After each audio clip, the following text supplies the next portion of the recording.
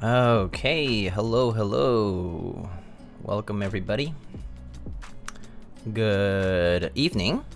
Good afternoon, evening.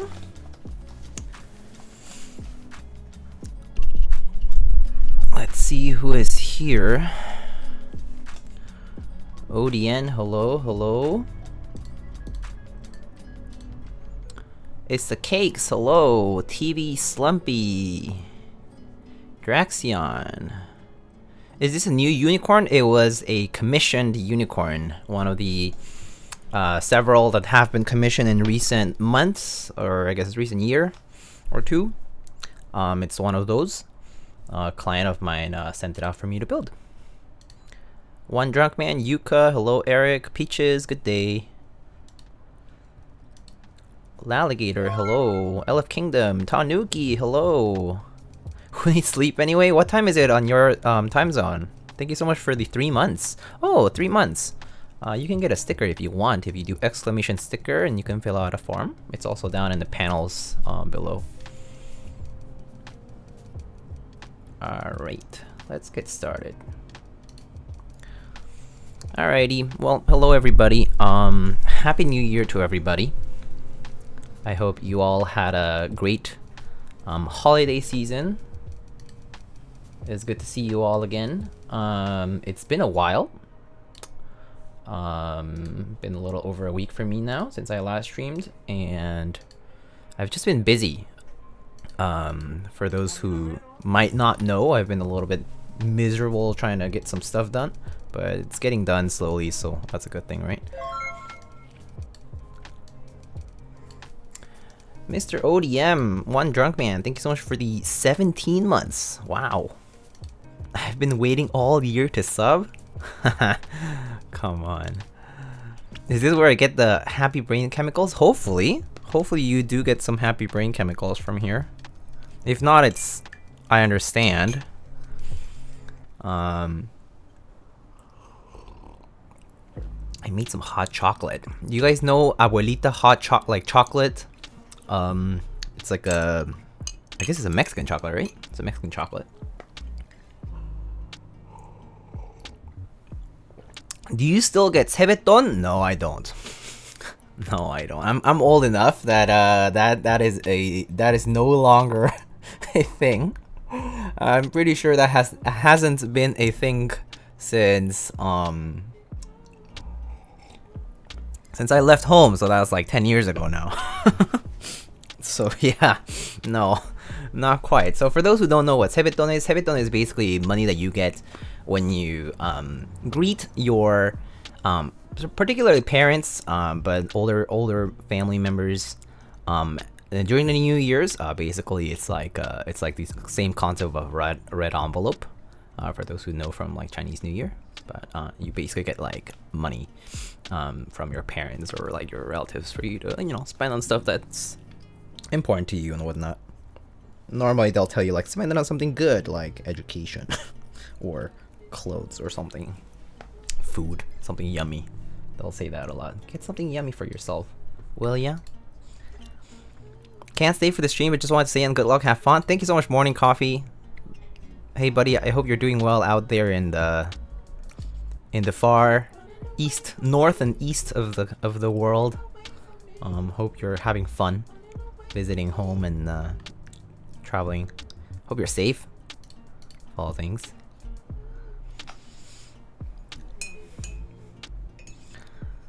Spend it on a GMK set? Oh, yeah, I think I would do that, unfortunately, or an artisan or something like that. Julian, Happy New Year to you too. Funzy, hello.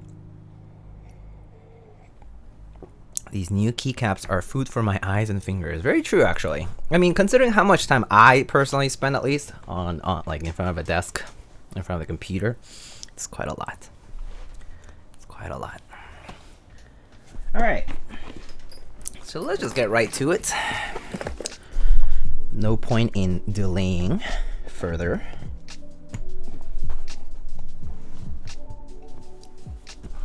Oh, so I guess I have some news.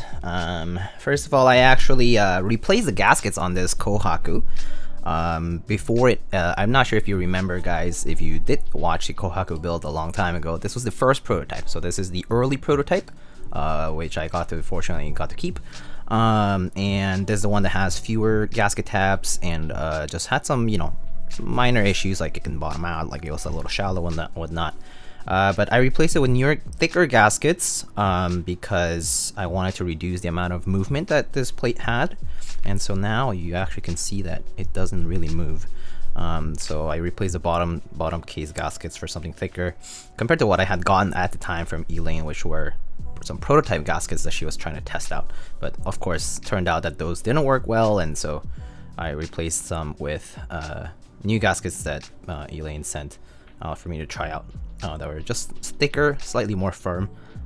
So still definitely like soft enough to type on, but definitely a little bit more sturdy. But yeah, it's pretty nice though. It's pretty nice. Anyway, so that's what I did, and yeah, I did indeed get the wild mat. This is the Wildcat desk mat. It's 5mm thick. It's actually quite incredible. 5mm thick is 1mm thicker than your usual desk mat, which is normally 4mm. Yeah. All right, so let's get started. So here we have our TX stabs. We have a set of TX stabs to try out today, which is fun. And then that's just an extra O-ring, I believe. These are some MX Browns that were broken in. So these are they've been actuated over 320,000 times apparently. These are some MX Browns that have been. These are, I guess, Hyperglide MX Browns, I suppose, because they're brand new. That have been actuated many times with a machine and then lubed over them with some Tribosys and filmed. So pretty cool, very smooth for sure. I personally think that if the switch is smooth enough, though, the difference is not huge, to be honest. But some people definitely kind of go for the extra step, take the extra step further into getting absolutely butter smooth switches, which I understand. But personally, I think that switches eventually just break in, so it's fine. PCB here, daughter board. So this PCB is pretty cool because this is not your usual 60% PCB or the ones from Mr. Honeybush for the UNIKORN R2.1. These are pretty much the same dimensions and all of that. But what's kind of cool about them is that these are actually, I believe these are 1.2mm thick PCBs, which I think is why they come with the shims. I think that's right. I can double check.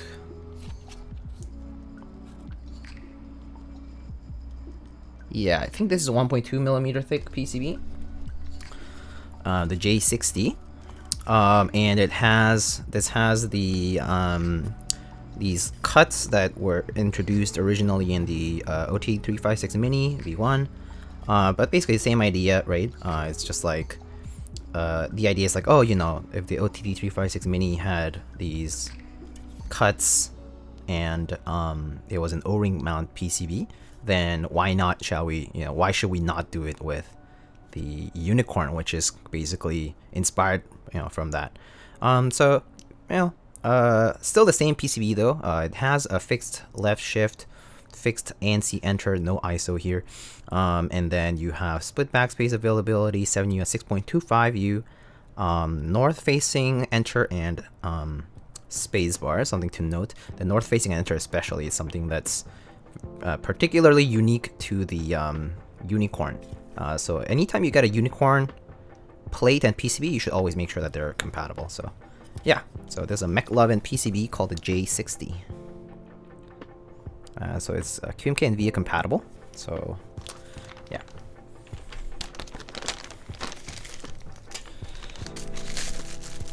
Oh, it looks like we have the authentication card here. Do you not have as much time to take builds anymore? I take builds. I don't have as much time to stream specifically. That's because streaming takes, if I stream for 2 or 3 hours, pretty much need to think about 5 hours, because it's like I need to prep before, I need to clean up afterwards, that kind of stuff, right? And so there's a lot of dedicated, like an extended period of time that you need to slot into into your schedule. So streaming for me tends to be more difficult. Building is actually not a problem, because I can build on my free time.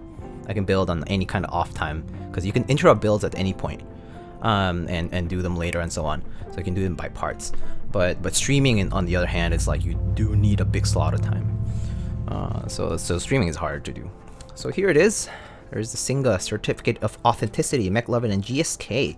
That's a nice wax seal, some stickers, signed by Miss Elaine from Singa. Serial number and the date, December of 2021, it seems. Or actually, this could be actually September of 2021, I think. Yeah, probably, based on her location in the world. Sukiki, hello. Hello, hello. Baby Rage, ¿qué tal? My friend, how are you? So we have our Carolina Mech half FR4 plate. Carolina Mech carries 60% compatible plates. You can check them out. They have FR4 and half and full, I believe.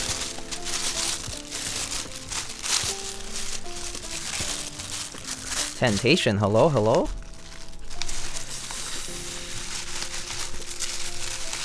Personal build, no, this is for a client. We have my O-ring, same O-ring as this one.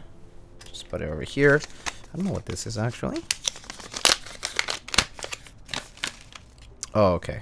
So daughterboard cables, I guess, and bump-ons and daughterboard screws.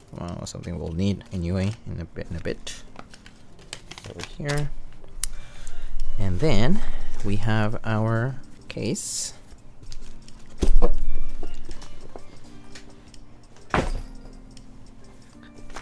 So let's check it out. Carolina Mech is so close to me. Oh, nice. A nice bunch. They produced the Palmetto, which is basically inspired by the UNIKORN. Whoa. This thing is struggling to focus. Hold up.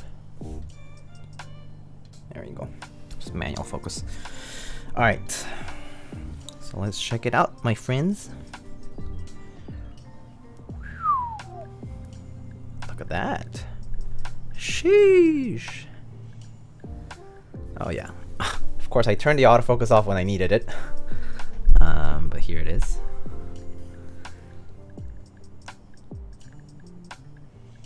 A very beautiful red. It's definitely a very vibrant kind of red. With looks like I'm not sure if it's aluminum or steel for the back plate, but there's a brass middle piece as well. But very nice. Yeah, it says UNIKORN over here. No special engravings, it looks like, but the special thing is this brass piece is representative of this Mechlovin and GSK collaboration from the Vietnamese keyboard group, the Vietnam keyboard group. Oh, and there is our engraving. Mechlovin X GSK 2 out of 20. So there's 20 units of these out there. So very nice. I believe it's alu and brass. I see. Okay, good to know.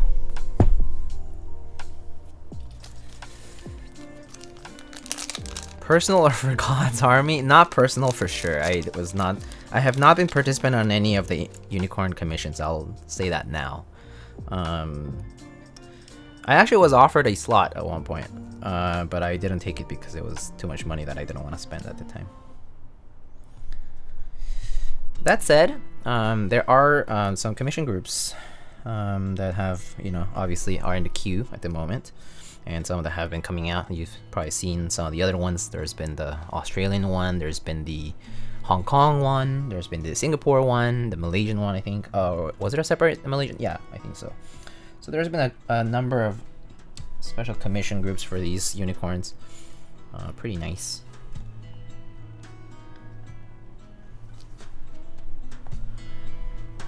But yeah, I think cost-wise, it just... What the... Did I, accidentally stick more than the... Oh, this one didn't come off with the backing. But yeah, I think cost-wise, I think they vary, so I can't really tell you what they cost. Also, out of non-disclosure, I wouldn't really say it. But you can probably expect a couple times retail is probably what you need to expect, right? Like Keycap does like around 3 or 4 times. I think 4 times retail is what they do, more or less, ish, for commission costs. So it also depends on how many units are being produced and that kind of stuff. And also right now, like cost for everything is going up, right? Like we have aluminum costs going up, brass, overall like labor is expensive, and things are a bit short-staffed. So yeah.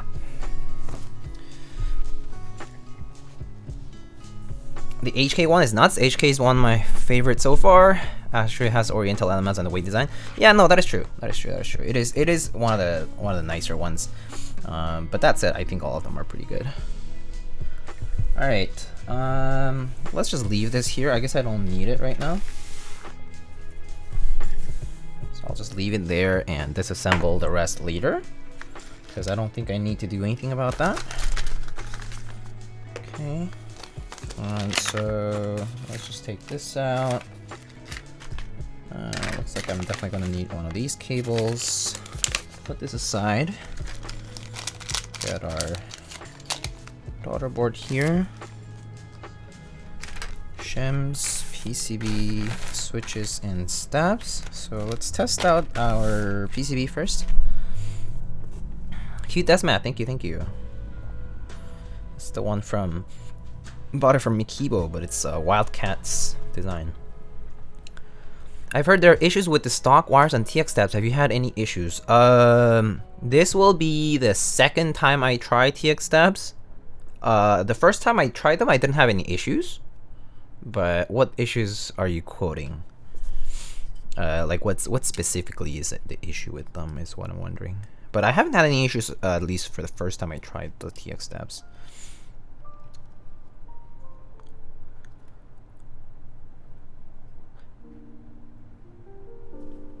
Has a Merlion if you know Singaporean lore? I don't know Singaporean lore. Come on.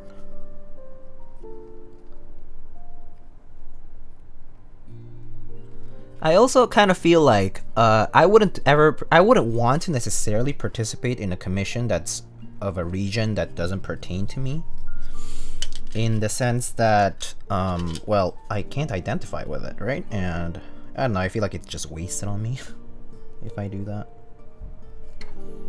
I might as well, if I'm going to get a commission, keyboard, I might as well get something that I identify with, or that's kind of like really, like something that I can relate with, at least, if I'm gonna pay the extra premium anyway.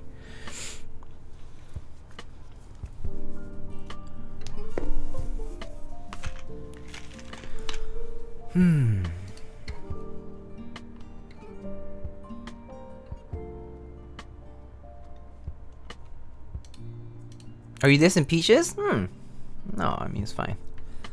To each their own, I think. Let's see if VIA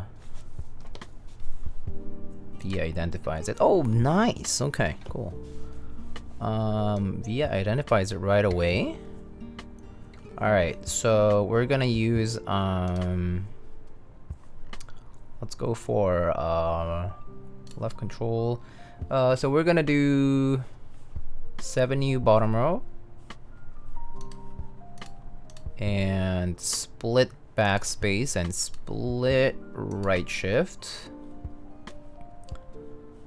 And let's change this to momentarily layer 1 and switch this over to pipe tilde backspace.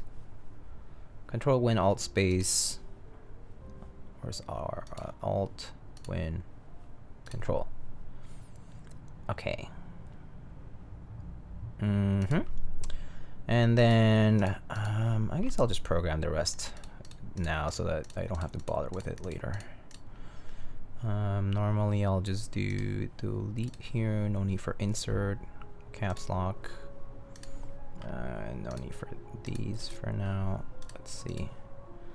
This is gonna be P. I like doing P for print screen. It's easier to kind of know. It's like, oh, P for print screen. Left, right, down, and then ignore those. Numpad keys can ignore.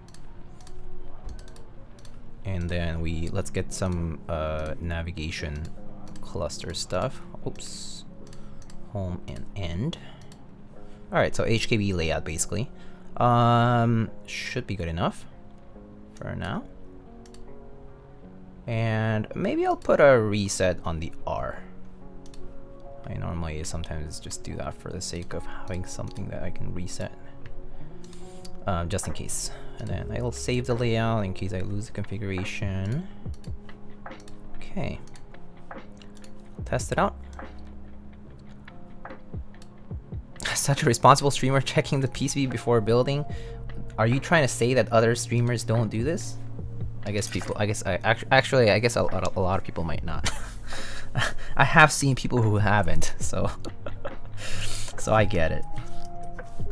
But I always do check because I have had incidents where not because I didn't check, but like while I was checking, like I had I think the Stellar 65 had that column shorting issue, which we eventually resolved. And then like I've had a few like other boards like whose diodes maybe fell off and I didn't notice until I actually tested it out. So it's kind of nice to address them early. So it's like once they get to the actual build, like I can just, if I need to put a diode in, I can just put it while I'm soldering stuff and whatnot. So yeah. Some people RNG it. I mean, generally speaking, right? Good chances your PCB is fine if they send it out to you because because they do get QC'd after all. Like they do get QC'd, but sometimes things happen in transit. Like there definitely have been cases where like diodes fall off by the handful, or or like something splattered and like it shorted the microcontroller. Things like that have happened before. All right, cool. So this works, which is good.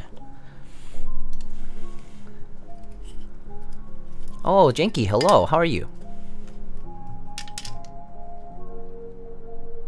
I live dangerously, so I always build my boards without checking. I think living dangerously, Mr. Mason, is you getting tacos every week. I think that's a more dangerous life than not checking your PCB each time you build keyboards. How many and where? Alright, so in case you haven't seen packaging for this, this is the TX tabs. It looks like we have an extra 7U wire that the client provided so that I can use a 7U instead, because this is a 6.25U set. It's because it says Win key over here. They all come in black. Has the little things to insert for the clip. But this is how the packaging is. Very simple, like basically it fits a spacebar and 4 2U stabs, and it's just foam, so you can just take them off.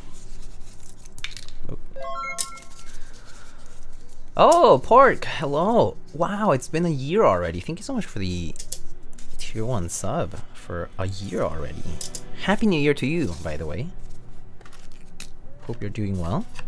Hope you're safe and your loved ones are as well.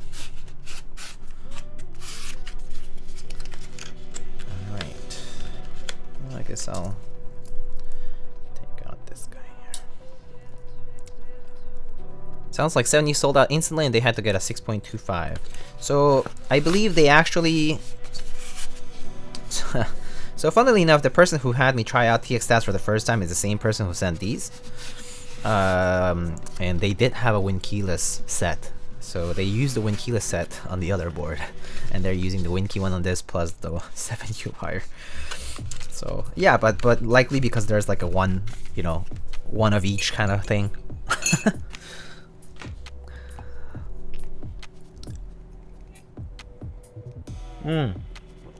what was the hype between behind the TX stabs? I can show some of it actually. Why not?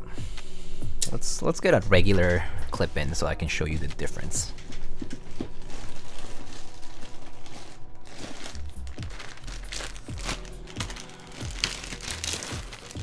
This is not a bad time to show it.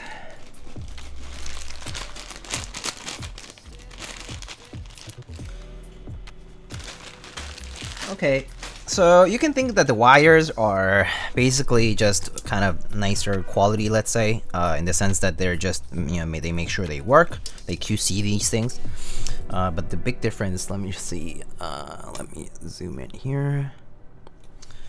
The big differences here will be that TX stabs have a polished surface. So here on my dirty hand, I have this is a cherry clip-in, and that's a TX clip-in stab. So if you look, right, if you look here, they are pretty much the same in terms of what they are supposed to do. They both have a thicker clip here and a thinner clip here. And you can see that one of them is kind of matte and the other one's kind of polished, right? The outside polish doesn't really matter at all. It makes no difference. But the rest is pretty much identically like modeled. Maybe the clip is slightly tighter on one or the other, but that's a very empirical finding perhaps. That's what the top of the cherry one looks like, and this is what the this is what the top of the TX one looks like. No big differences here really. This is probably just molding things. Like the difference is pretty small. I wouldn't really consider this a difference at all.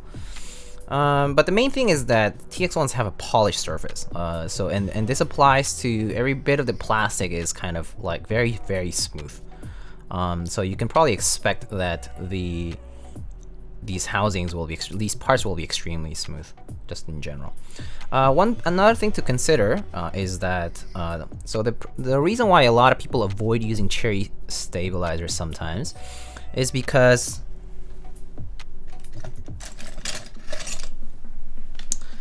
specifically because this opening right here on the left, this opening became slightly narrower back in 2017 when they not unknowingly actually, without announcing anything really, they basically revised the molding of stabilizers. So this opening is a little tighter.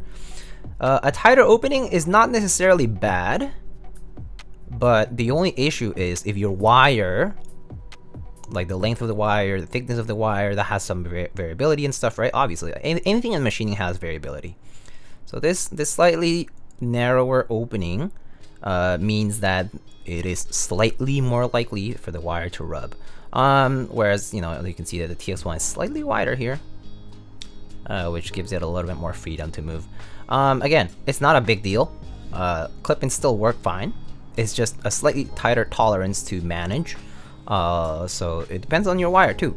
It's not just this housing. So that's why I always suggest get more than you would normally use, so that in case they don't fit together well, like the parts don't fit together well, you can always replace it without issues. Sometimes all you need to do is switch them out. That's all you need to do. Anyway, yeah. So that's the main difference here. Now let's look at the stems. I think the bigger difference is here. The stems is probably the biggest difference. Let's do this instead. Which stab is better for gaming? The smoother the better, I guess, right? But so here's a TX1.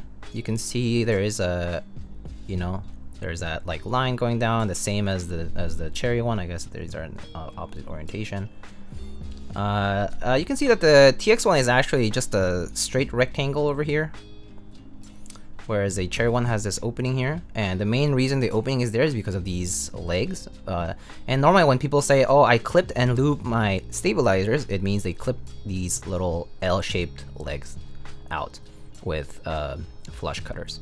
So the surface wise, they're both actually quite smooth. Actually, the cherry one almost looks slightly more glossy, but I would say that in to personal touch here, they feel just about as smooth. So I personally don't really think that the smoothness here is a big difference. But the biggest difference is really that they are already come pre-clipped.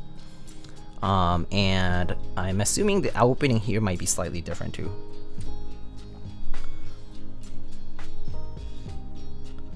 So let's check out from the front side here. Okay, this is like rather difficult to grab onto. Okay, come on. How can I do this right?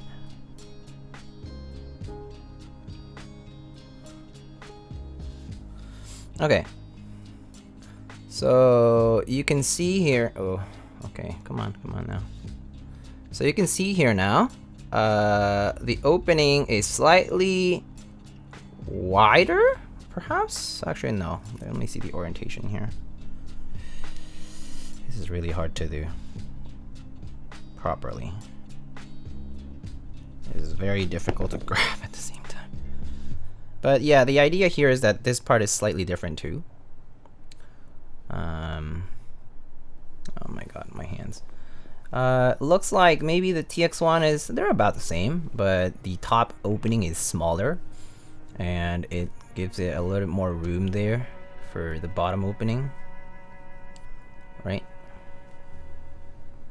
So the one here at the bottom, the one with the legs, is the cherry one. The one at the top is the TX, right? Oh, hello, Mr. Soran. How are you? Just caught you. How are you, my friend? Enjoy the stream. Take care. Okay. Bye bye. But yeah, allegedly though, the fitment with the wire here is just better with the TX. That said, I think overall it just has to do with how every part comes together to you know, let's say snap with each other. Like it's not just about one part, you know. Like you can see actually like it's interesting how the back actually changes a little bit. How the TX1 has this little divot here. Maybe it's where it's because of the ejection of the mold here. You can see that little ejection dot at the back. Maybe it's because of that, but it's kind of like divoted here. Maybe it's also to ease the fact that you can put lube from the back portion here. But yeah, there's like some small changes here that make the TX stab slightly different from the cherry one. And you know, the goal here is that the parts fit together a little better. Yeah. But again, it's always the concern is not individual pieces. It always will have to do with all of the different parts basically collaborating with each other to you know, to be to fit together and stuff. So alrighty. Oh, that was a spiel. Conin, good evening everyone. Buenas tardes a todos. Greetings from Mexico. ¿Cómo estás?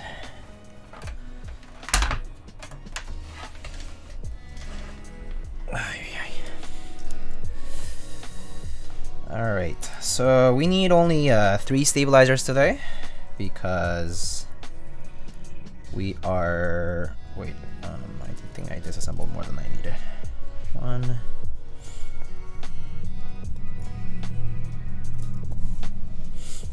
2,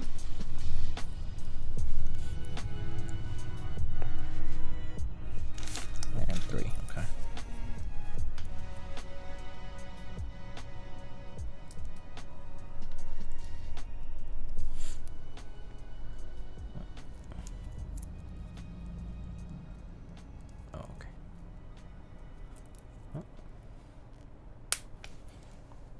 Alright, so we can just put 2 aside.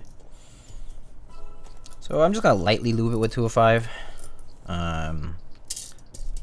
It seems like these TX stubs do fit a little tightly as far as fitment.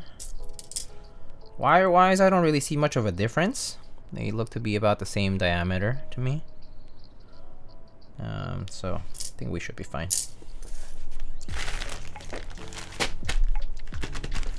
Alright.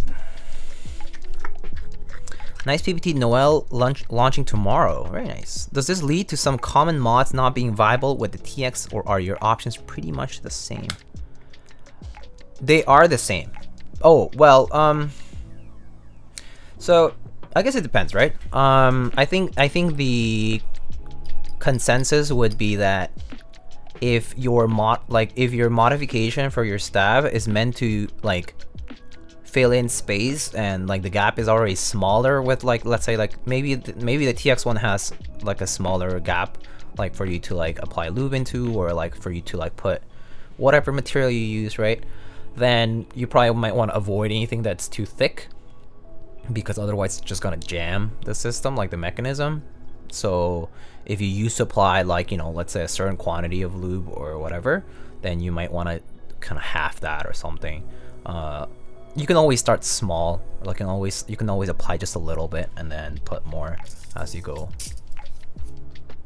But I mean, you should be testing things out, right? So. But yeah, that's kind of like one of the things I guess you could consider.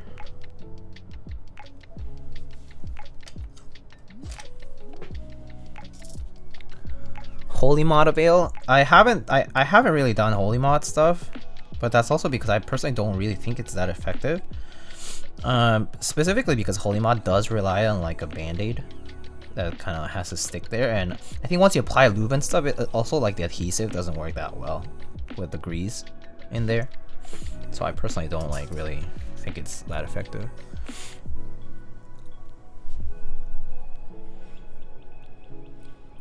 The wire won't fit once the bandit was placed because of a tighter tolerance. Yeah, that makes sense.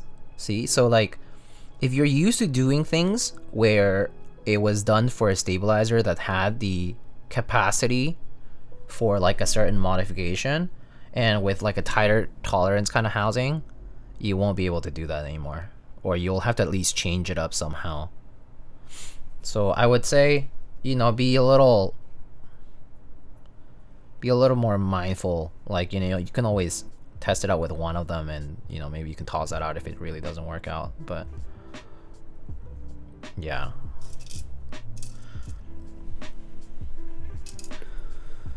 I'm more interested in trying out the Rama heat shrink mod, but I seem to be unable to score boards at the moment. I think the heat shrink mod personally is kind of difficult because you need to somehow evenly shrink the heat shrink, the sleeving. It needs to shrink really nice and evenly on all around like the cylinder. I personally think that that's actually not as reliable. Sometimes you apply more heat on one side than the other, and like it kind of like causes these like little squiggly lines like when it shrinks, and that alone can be enough to like, because you know we're talking about a very narrow spacing. I feel like that's enough to already like not make it viable. Not to mention this will vary each time you do it as well, so I personally am kind of skeptical of the heat shrink method. I personally think that if you know how to lube your stabilizers, honestly, just lube, nothing else, like dielectric grease or 2.5 or whatever you like using. If you know how to lube your stabilizers, you really shouldn't be having any issues with any of the stabs right now. Cherry clip-ins, Deals, Durox, I've used all of those. C3s, Cherry screw-ins even. I've used all of those, and I think just by knowing how to lube your stabilizers to the extent where it's consistent enough, you actually should be able to have pretty good sounding stabs. You might have to reapply lube every so often or something like that, but I think every stab will suffer from that because lube is bound to be moving at some point, due to, you know, just due to using the keyboard, or sometimes due to like ambient like conditions, like, you know, temperature and things like that. Yeah, it can get rattle over. Yeah, but that's the thing. It's the rattle over time thing is it's kind of inevitable. All you're doing by doing a proper job is delaying it further.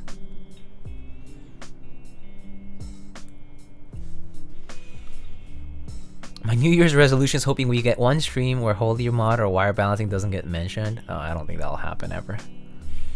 Unless I think the only way we can achieve that is by actually stopping doing any stabs on stream. Do you think it's a reason for not making PCBs with 3 switches for the space bar? The main reason for that would probably be that you need to make it even somehow, because the stabilizing process should be even. But maybe it just doesn't work out that way, because I mean, especially for the spacebar, it's such a long key that if you have these empty switches on the on the left and the right, let's say you press like somewhere halfway between the center and the right, and like the way the left side will behave is going to be different from the way the right side will behave, just because it's so far away. Whereas at least with the big wire, like with the long wire that spans the entire length of the stabilizer, like the spacebar, at least that's actually acting as because it rotates. But I don't think that will work with like switches only. You need to connect them somehow mechanically.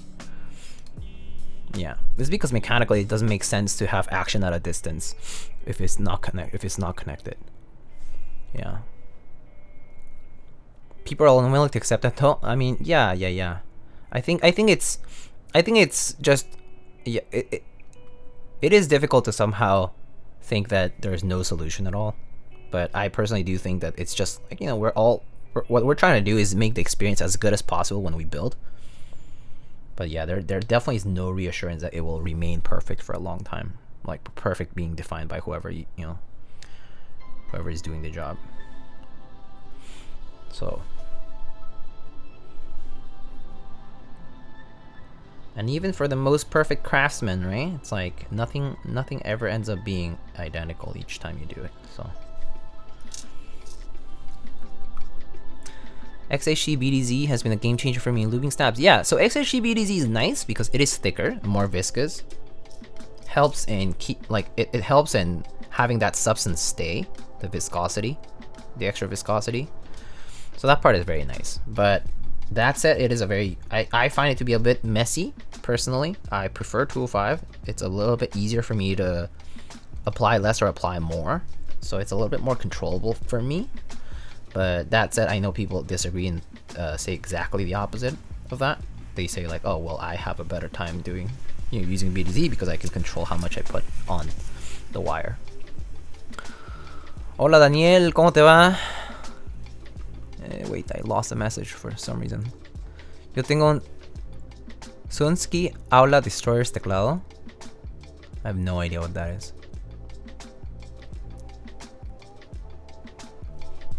You already showed the inside of the TX stem? Didn't pay much attention. Yeah, I did for a brief moment. Google that keyboard, is hilarious. Sunsky Aula Destroyers, okay. I'll go ahead and do that in a bit. Just a second.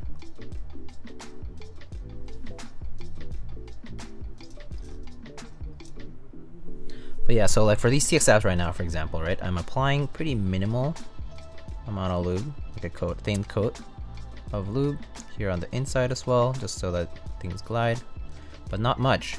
I'm not stuffing it with lube right now.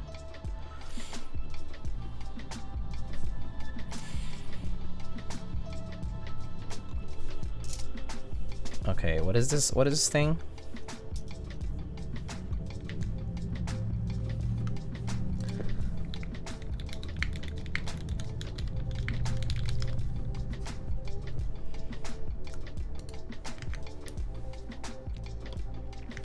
Oh, Pog.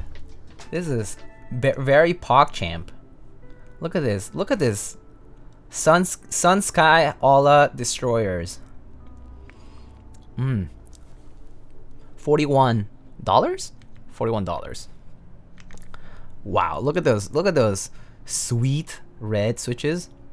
Has the backlight and these tilted macro keys or something. Every single keyboard through the laser carving processing, non-slip, anti-perspiration, whatever. Characteristics at the same time. Key life 50 million times. Durable, not rub off. Oof.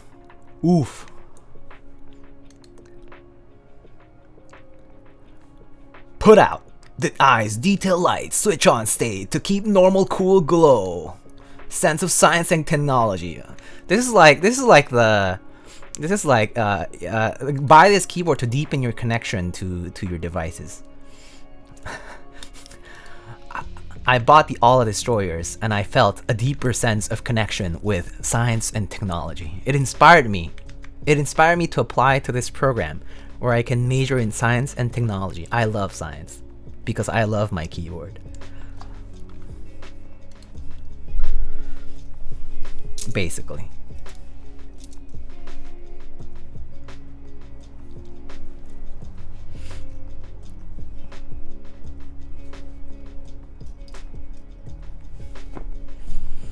Why are there four ghost hands on the keyboard? I have no idea, buddy. Hey, maybe it's a ghost favorite keyboard, okay?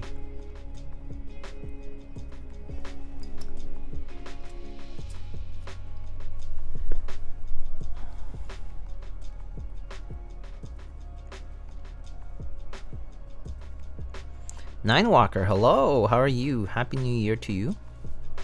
First stream of the year.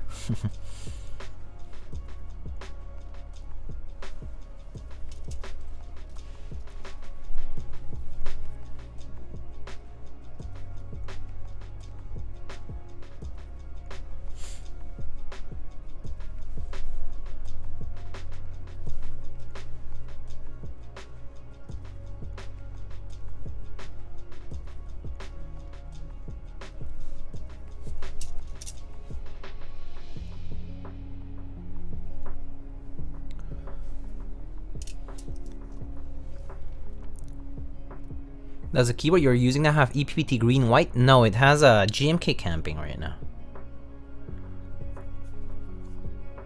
You see the Final Mouse keyboard trailer? Not the trailer, no. I saw that they announced something, yeah.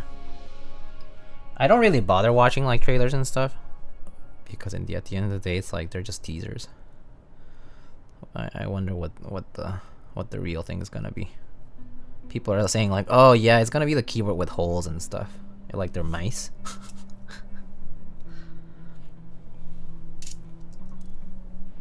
Final keyboard instead of final mouse? Yeah, I don't know. Final device rebrand. Final input. It's probably gonna be what it's called. The final input. You can type 70 million keystrokes with this keyboard. Optical switches.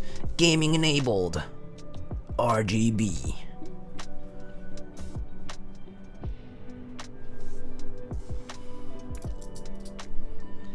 You mean the gunk catchers? Damn.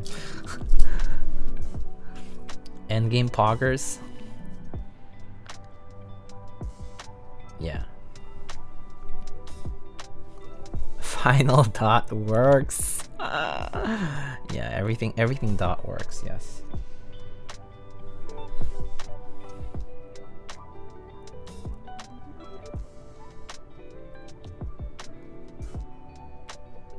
You remind me of the Screen Rant guy. Hey Diego, I'm building an R2 whale with palm half plate tonight. Oh, very nice. Palm half plate on the whale is pretty nice. I have an FR4 half plate in mine, and it's pretty sweet. Need a keycap set to match the lilac of the Mode 65. Any thoughts? There's always beige, yes, but there is also Taro, Frost Witch, JTK Hana, which is what I put on the lilac one that I got to build. There is also violet on cream, could work pretty well with a bit of contrast between the lilac and the purple. You could try GMK First Love if you can get one of those, or something more subtle maybe. There's like JTK purple and white as well. There's EPPT like with like Hangul subs and purple and stuff as well. You need something more on the neutral side. There's also nice PBT elderberry. I think would be a nice set for it. The nice PBT sets are also pretty nice. The polycaps also octopus set would maybe work. You would consider that if you wanted something more budget friendly and stuff too, but it has all the compatibility you need. So let me think about it. What else is like in that family of colors? Nice PBT Noel. Is it?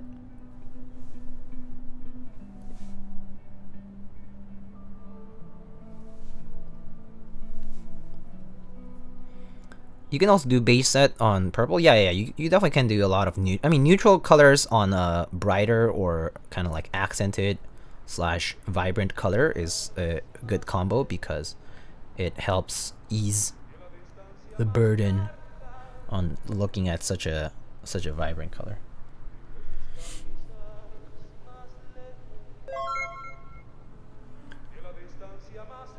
Oh, garlic. Thank you so much for the Prime sub. 11 months already. Thank you. Thank you so much, my friend. Nice PVT classic beige. I just realized, I don't know why this song from Chill Hop has lyrics in Spanish. Something about the longest distance. What a strange remix.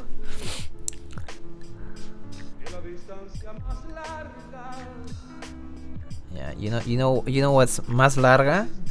Oh, I'm not gonna say.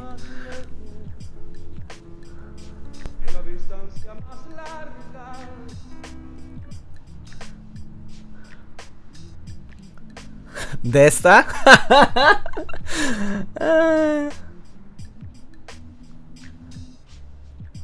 Yeah, you guys need a ruler.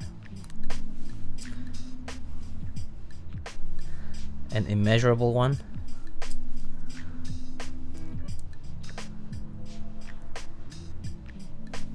Let's see. So I want to make sure this part doesn't tick or anything.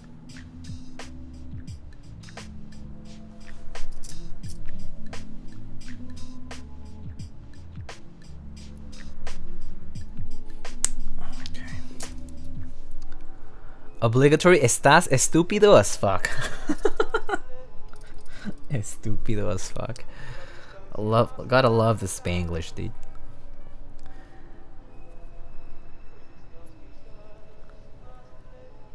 Hey sir, can I have some tacos de bistec and some al pastor with the onions and cilantro and some salsa, please? Back in my home in Cleveland, there's no tacos because it's so estúpido as fuck. What a patina on that mouse? It's paint. I'm pretty sure. Otherwise, this would be very heavy. This is a Razer Ultimate.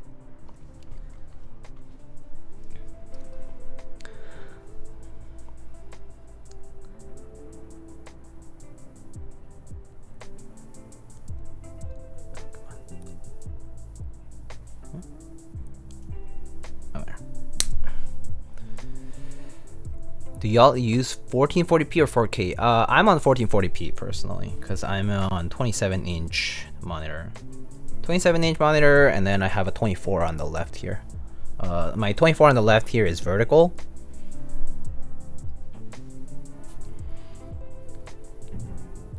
But yeah. I personally think 4K is kind of pointless for me. I think it's kind of lost on me anyway. And also, I don't really want a bigger monitor, to be honest. I think 27 is like right where the sweet spot is for me. And I don't think I would... I actually cannot convince myself of doing like a one ultra wide or anything like that. Or a curved versus like two monitors. I think for productivity purposes, it's so much nicer to have two separate monitors. It helps me compartmentalize like productivity stuff.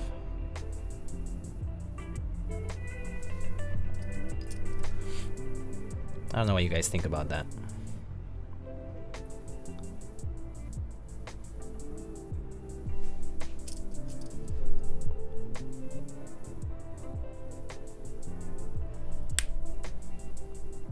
That's exactly what I'm debating with myself on.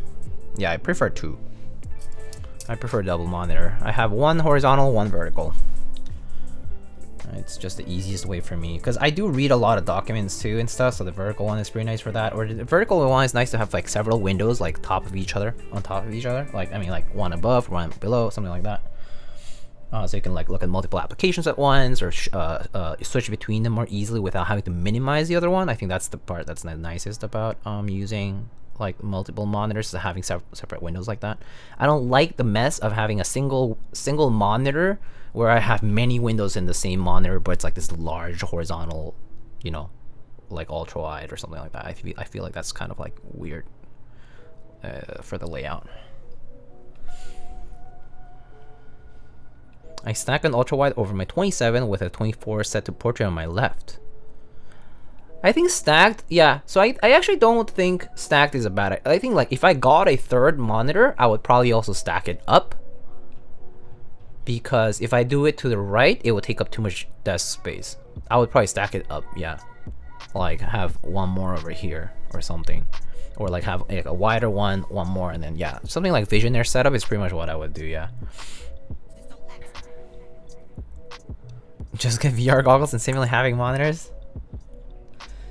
Yeah, actually that's something actually I don't like about some VR stuff. Is like you can't have like multiple applications running at once in a way that's convenient. With having to turn your head so much, that's a part I hate about it. Having to turn your head in VR, it's like ugh, pain.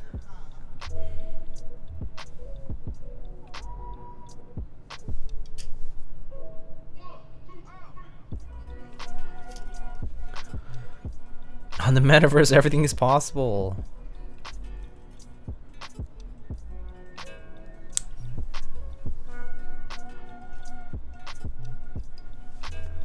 What stabs are these? These are TX stabilizers. You could, well, I mean, they're out of stock now, but they sold them through Mikibo, Thokis, I think Apex might have a few, had, and then Taobao. Yeah, the TX store in Taobao, I guess, but yeah, they sell out rather quickly, so right now at least they're kind of difficult to find. Hopefully we'll see increased production for these and increased stock available. I mean, they're kind of sitting on a gold mine now that people are like saying good things about them, you know? I really hope they do manage to produce a lot. Because I'll definitely want to stock up on these. Get like a bulk discount. Get like a few hundred of or something like that.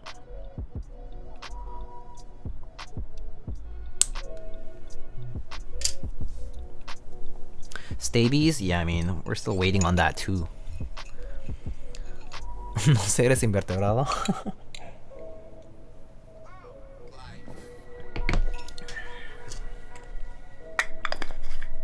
Bakabot, hello. I have a 32-inch flat panel and a 27-inch vertical monitor. When I work, I have two windows taking half of the 32-inch. Vertical is mainly a Discord, Spotify monitor. Yeah. So the vertical one is normally like that. Discord, Spotify, random stuff like that. And then, so I actually don't know. Do clip-ins work well with these thinner PCBs? Is the real question here. They take well to them? Do I need these at all? Hold on. Is this PCB actually 1.2?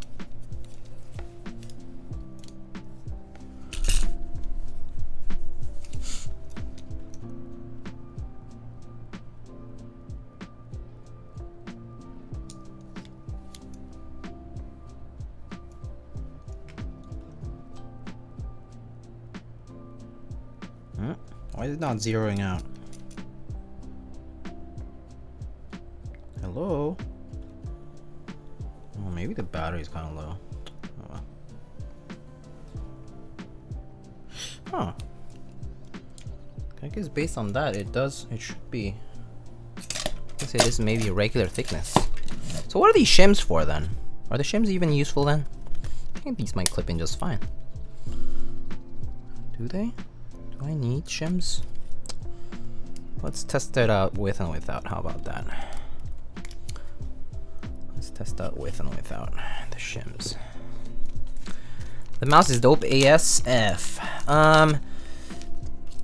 I bought this off of somebody else, but they originally had it custom made through Leonardo da Mouse on they're on Instagram as well. They actually do commissions for like color match stuff for like different key sets and whatnot. They got into the scene thanks to some people in keyboards. You've probably seen like maybe like Cookie Curls or like Alex maybe buy some of the mice there. But yeah, it's one of those customized yeah. So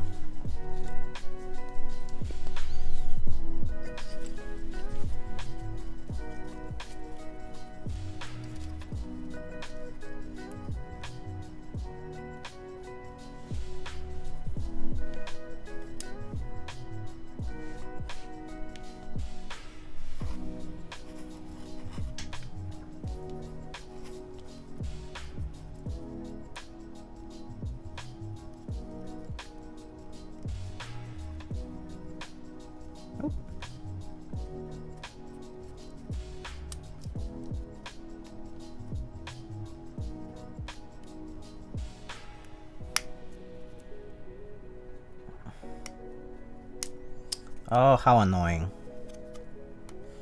How annoying it is to do this. Making sure they're lined up properly. Whatnot.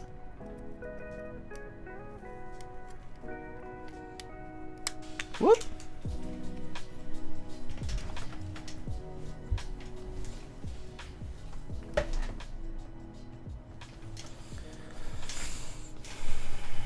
You need an affiliate link for them? For Leonardo?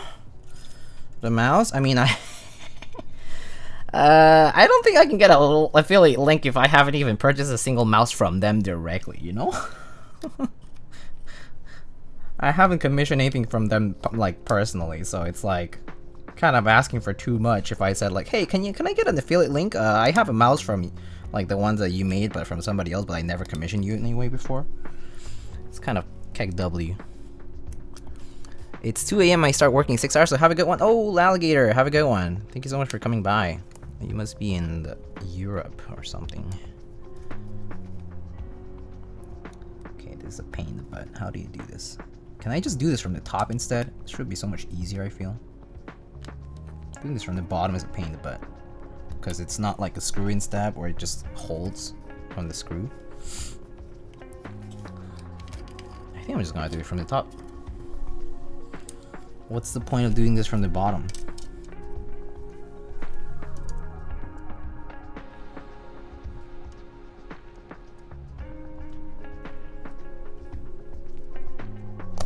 Yeah, this fuck, what the fuck? This is so much easier. Visionaire. What the hell, man? Come on.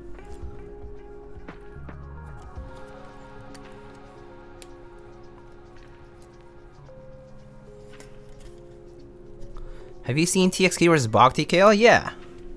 Kind of looks. I mean, it looks like it's the same design as the. What should I call it? What's that keyboard called? The Albach. I think that was the first one that came out with the F13 PCB. Yeah, F13 keyboard layout. Is it wrong? Is it though? What's wrong about it? Can you tell me? What's wrong about it? What's the difference? What's wrong about using the shim on the top? Cause isn't the shim just to the stab sits higher? Okay, fair enough. Actually, yeah. I'll actually, yeah, okay. I guess if you had like long pole switches, this would be okay. But since we don't, we probably want to use. Cause we're talking about what, 0.4 millimeters thickness, so. It's not a big difference, but it's something. All right, fine. Let's see. Just getting a pain in the ass here, though.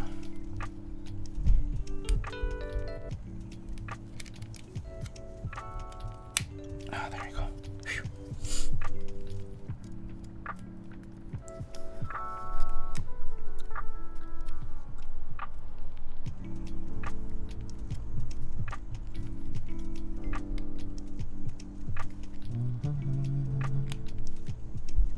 Oh, okay, I think I got the hang of it. Okay, cool.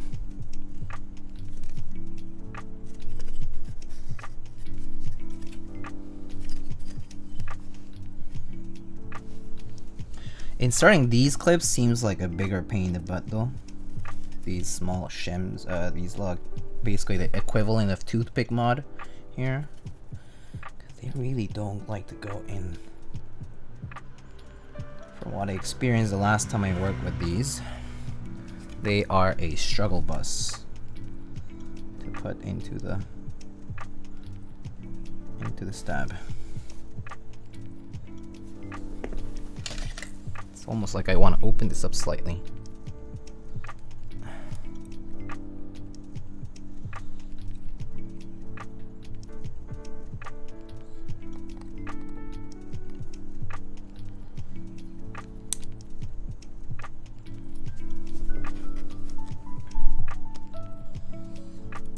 Oop.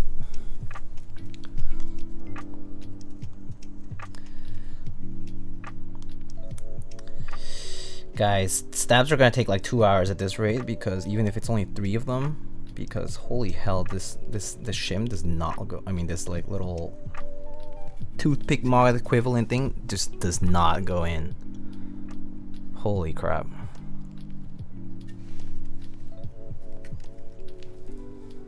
Like, it does not like to set in there.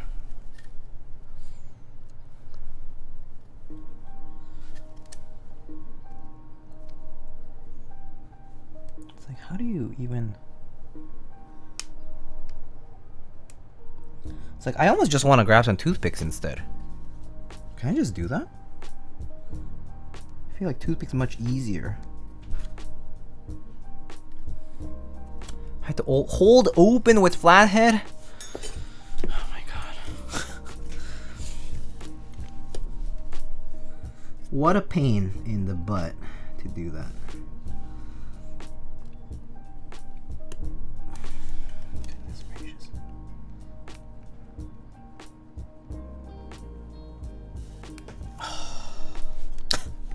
Can I just use a toothpick? Let's see how toothpicks go.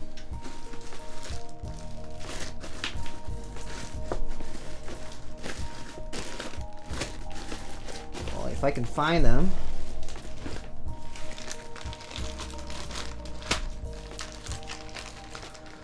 Once you use the shim, they lock in much better than toothpick though. Look. I just want to see what's up with this, okay? Okay, maybe I'll just use the toothpick to widen this up a little. Because this shit's like super tight.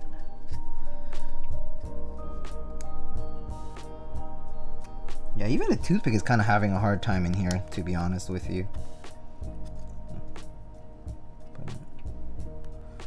Okay.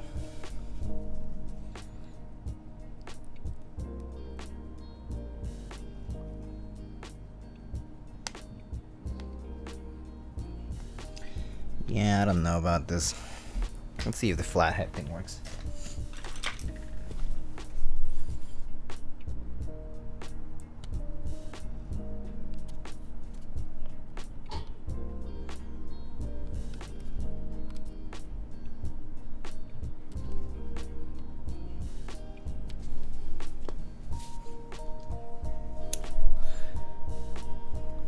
My mans just want to type. Yeah.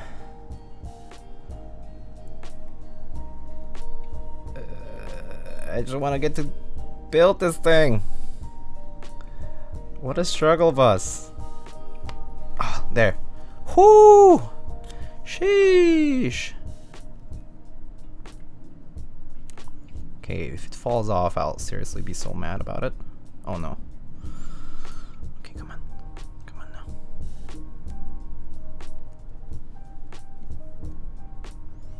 Rotate. Damn it.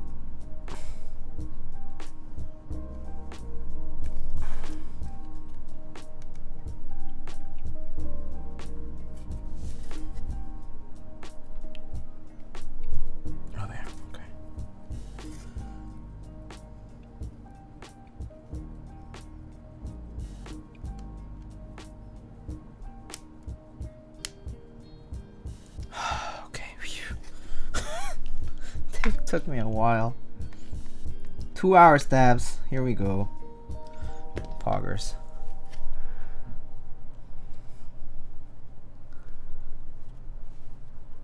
Hammer. Oh my. This is like Biso's eyes all over again. It's I think it's actually worse. I think the Biso eyes at least fit in my, like, the tip of my finger a little bit more easily, but these, fuck.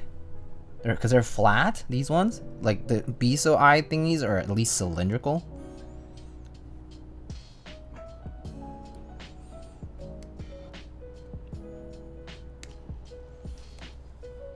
But those were pretty bad too, though, to be honest.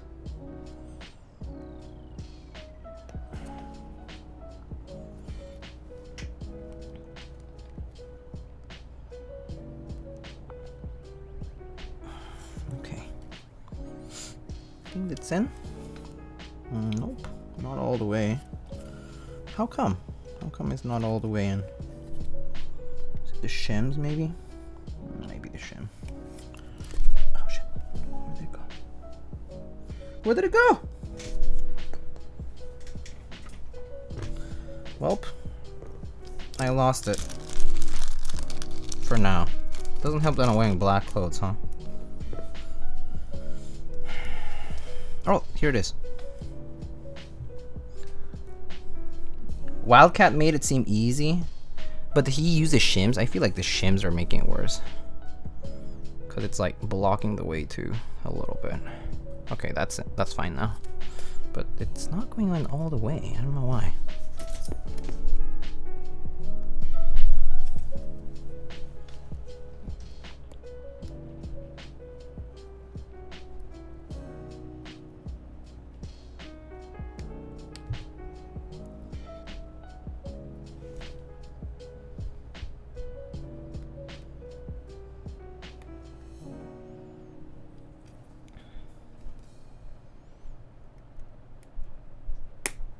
Wow, okay, there we go. Goodness gracious. Alright, that was one.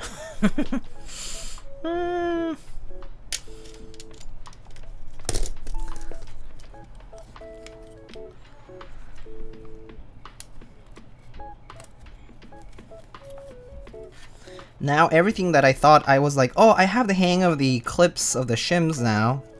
I have the hang of it now. I forgot all about it now. It's like struggles. All right.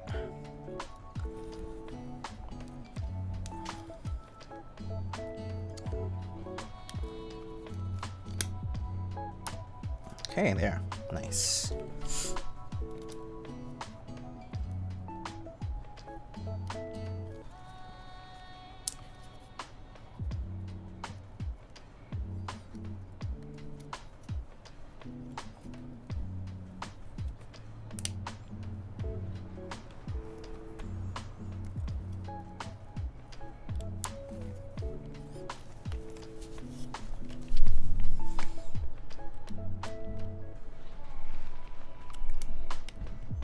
Okay, I think the flathead thing definitely helps. Like, just opening it slightly with the flathead. So that the shim can fit in a little bit more easily. And then just hold it in place with the shim. I mean with the little clip. Toothpick equivalent clip. Yeah, that's much easier, I think.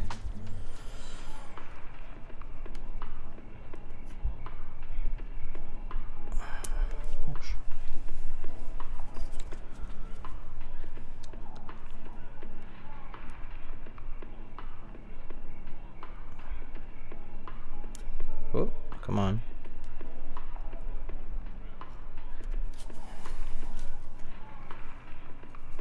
Oh, come on now.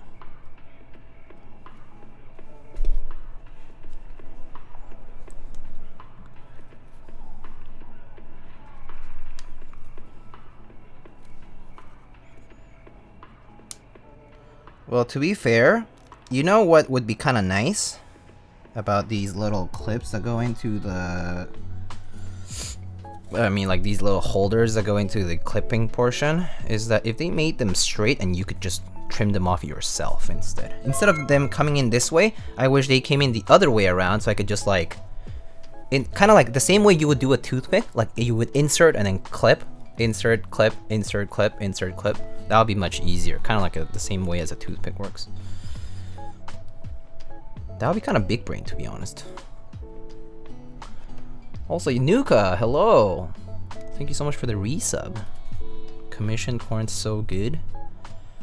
Too good. They're pretty good for sure. Oh, come on.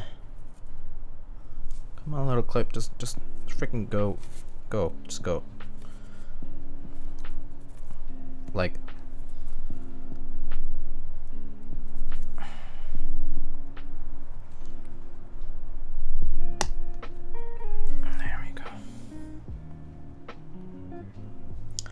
LFG looking for group.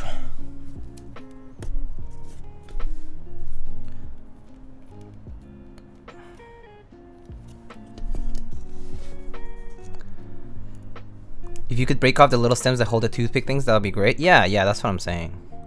What does a Hong Kong version look like? Super curious. Someone have a link to that?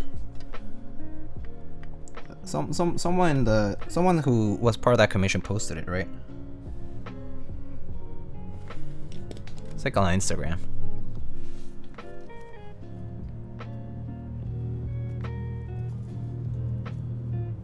Pretty sure one of y'all have the link handy.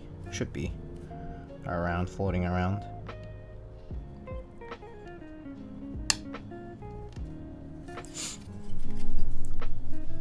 Nice.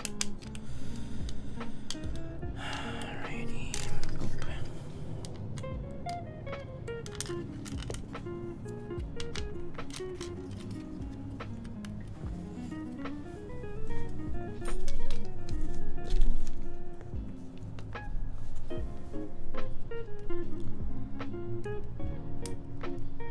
How do you build your personal unicorns? I actually need to rebuild my first one, so the R1. My R1 has MX clears on an aluminum plate, and then my R2.1 has a has lavenders on a full FR4 plate.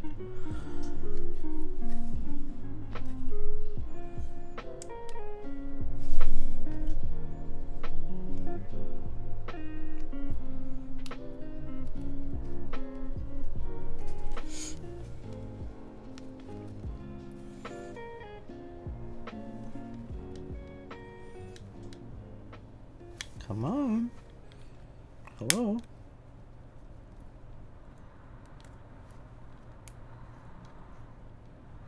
There we go.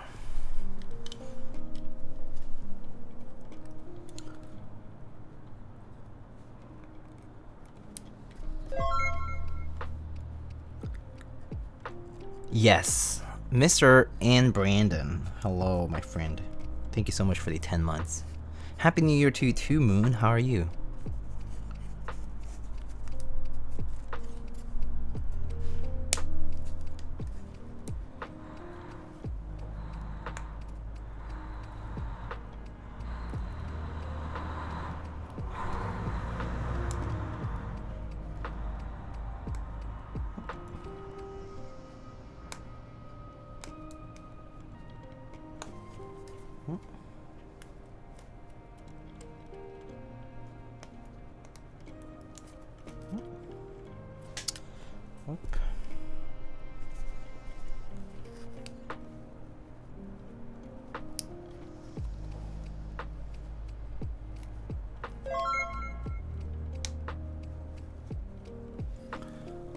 Hey, CG Buin, hello my friend. How are you, dude? Happy holidays. Do you build the SXH already? If so, how did it go? I think I saw you post a message about it, so I think you already did build it, but I may have. Is that a Shim? Yeah, it is a Shim.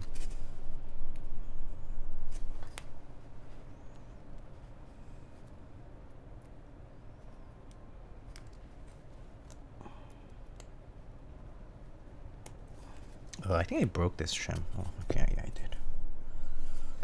Or rather, the hole is too close to the edge.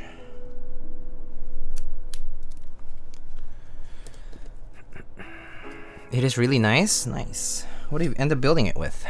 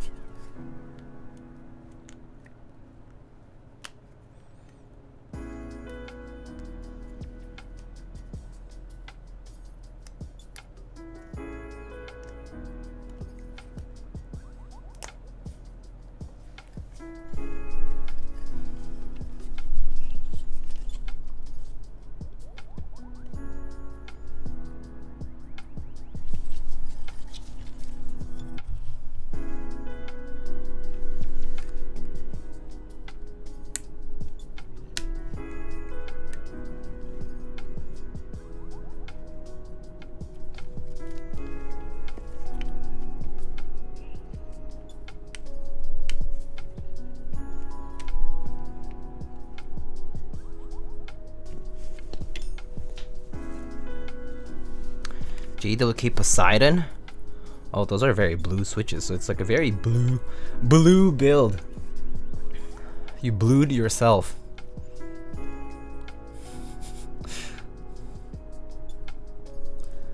Light 3-section springs. Wow, 3-section springs. I don't know with the... I'm personally more of a just regular length springs, like with the 15 or 14 millimeter ones. But I know that there's a big trend on the longer, like symmetric or 3-stage or whatever springs.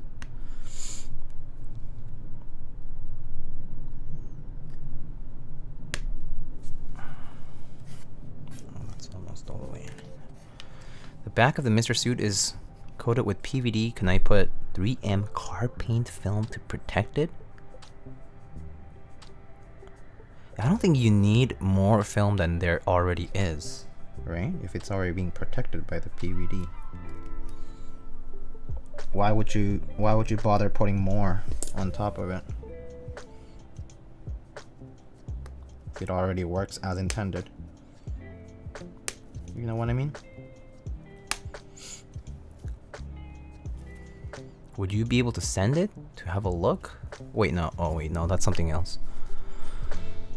Made me rethink long pole switches since I didn't think I liked them before. Oh, nice. So you weren't sure and now you like them? That's a good thing. It's nice to end up liking something new, actually. I personally feel... I don't think I like love long pole switches personally, but I mean, they're nice, but they're not like my ideal switch. Anyway, so Crash said, oh, you threw Deep Navy on it. Oh, very nice. You should put Deep Navy in that one artisan keycap that I absolutely would be so thrilled to see on that board. You should know which one I'm talking about. It's the only one. It fits the board. It's blue as well. Anyway. Have a hot swap PCB where the letter H... What? H is not working. Hold up. Where the letter H is not working. I tested it and still not working. Believe it's dead. I can take a look, yes. But I would suggest checking if maybe you're missing a diode. That is possible. A diode would be like these little black thingies next to each of the switches. I don't know what keyboard you're talking about, but it could be a diode. Oh, hello, Mr. Justin. How are you? Mr. Justin, I didn't even know the derivative ran. The derivative 60%. I was like, oh, cool. Guess it happened.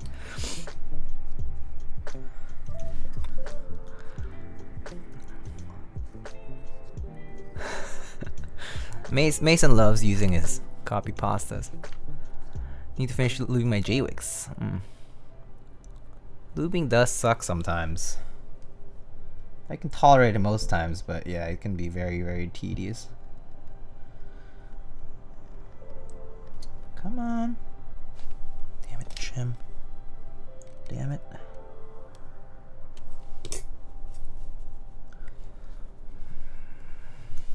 You're just saving money, bro? That is true, to be honest. Hey, look.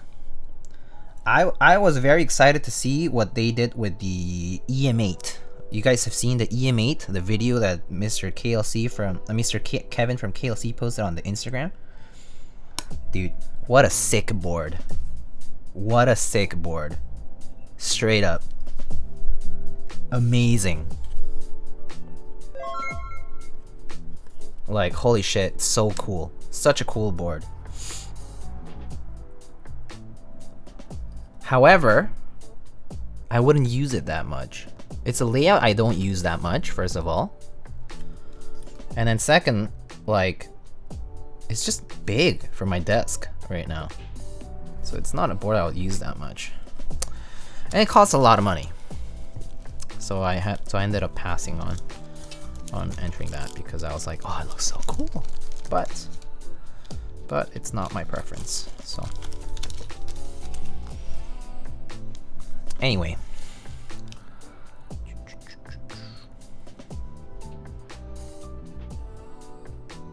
Marbly clack to clacky marble.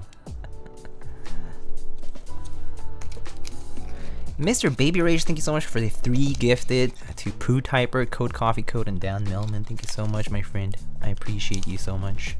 EM8 insane? Actually, though, it's such a cool board. The EM8, the successor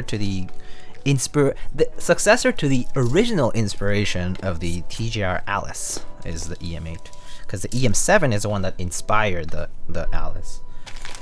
Y'all Alice users should be thankful that the EM7 even happened, because if it hadn't, we wouldn't have Alice. Like, actually.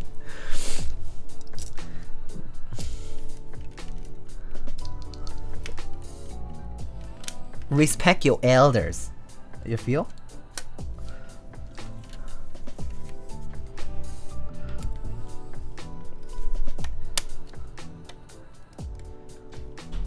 If you don't know the history, you would bring dishonor to the unified split family.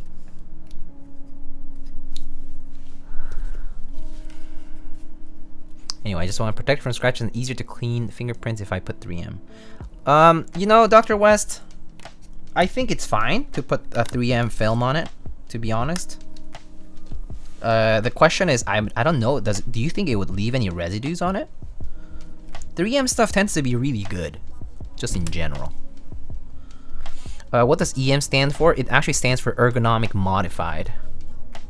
And then the number is the version. So this is technically the 8th version that he has made. Because I think the first like 6 versions were all for himself only, like just for himself.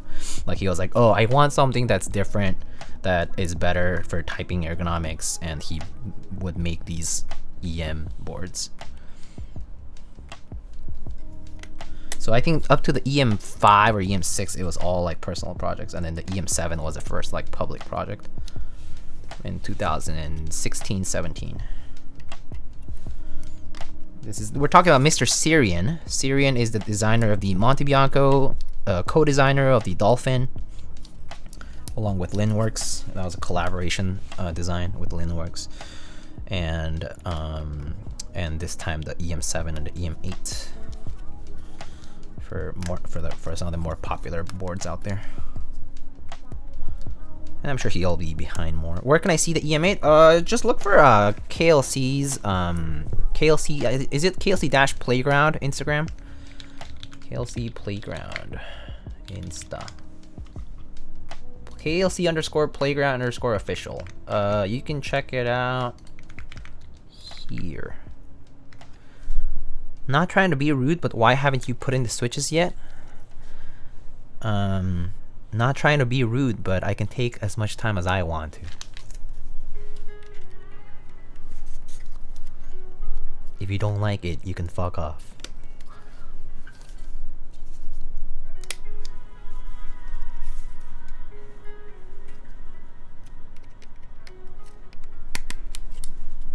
Easy.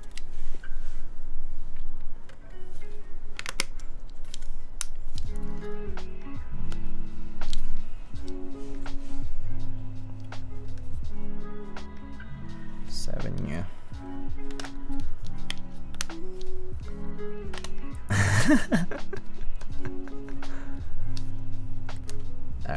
Alright.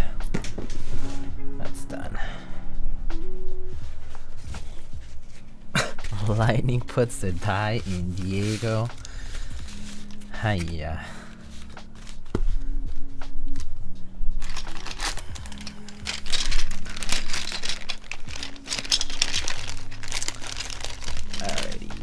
Test some stats here.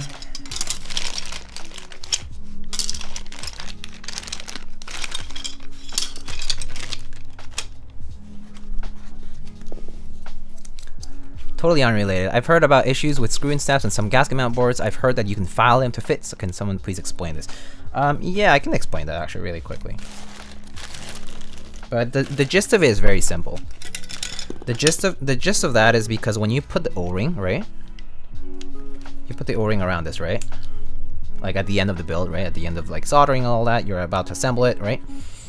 The problem with so clip-ins have a slightly smaller footprint here at this clip side of the stabilizer, and so screw-ins have a slightly thicker one, and so like if the screw-ins will push this O-ring out slightly more, And when you consider the tight tolerances for this, like to fit in, because this O-ring is supposed to basically friction fit against the wall of the board, right? So that it's holding up, and then it's like being held by the pillars like below the PCB. So when the screw-in stabs push a little bit forward, it can, create a bit more friction than intended, and it can make things bind a little bit more. So that's why you would use a clip-in stab instead of a screw-in stab, because you want to reduce that like slight bit of extra footprint that the screw-ins do have. Yeah, because it pushes out the O-ring. TX stabs or clip-ins? Yeah, TX stabs or clip-ins.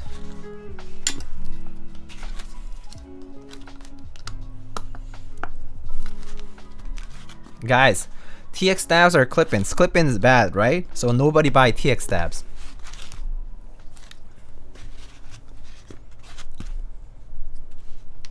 So they can buy some on the next sale.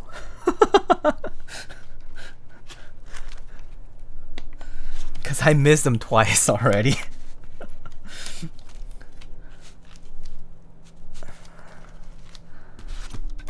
Very bad, don't recommend.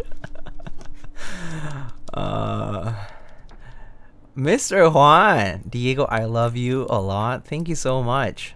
Why do I suddenly feel like there's a but in there too? It's like, I love you a lot, but you can be an asshole sometimes.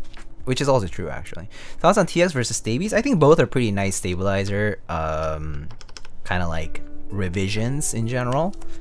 They both kind of are trying to attack the same problem, which is rattle, and hopefully reducing the amount of modification you ever have to do to stabilizers so that they work in a way that's not unpleasant to use.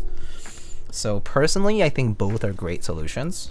I don't know how the Stabies will be revised in their final production. I think that's what really matters in the end. It's like by the time these hit actual final production, right now we've only seen the prototypes, right? Like out there. So once we actually have fully finalized design and production, it gets mass produced and all that, we want to see how they hold up. But so far, at least with the current like proto runs or whatever, they've been pretty good. So I like them both. Hopefully they're both just equally cost accessible. So yeah, I don't know actually. How much did Stabies retail for? Oh, so nice.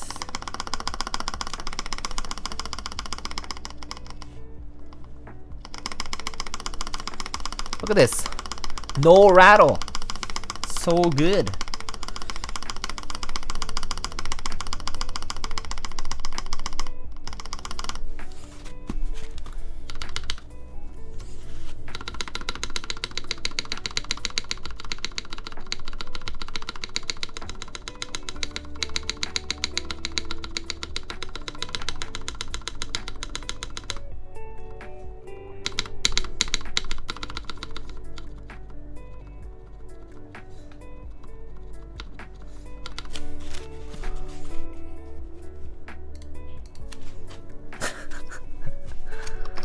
Mr. Ono Poob, hello. Is this the famous Ono? The master of Hades and amazing driver in Forza? Hell no.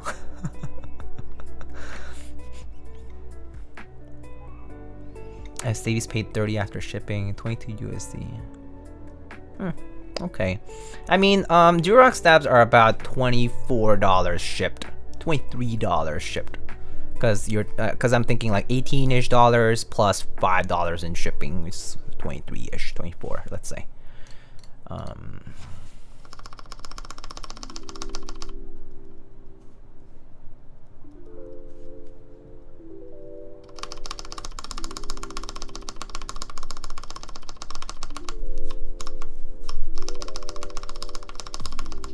Very nice. I think I actually might want to put slightly more lube here on the right side. I mean, on the right side of the left side, just a teeny bit.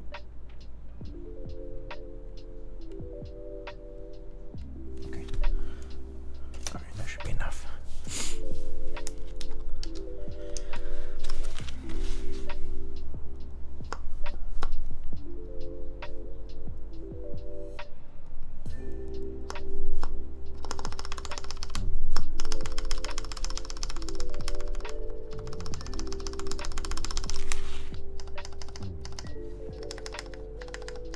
Oh, I think that's just a switch.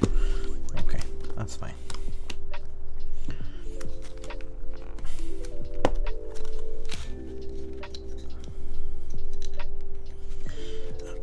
Okay. Pretty sure any 6.25 wire would fit in TX snap, same with 7U? Yeah, probably. Probably. Yeah, the wires should be interchangeable. I mean, the wires are not that different. I mean, this length is standard, so...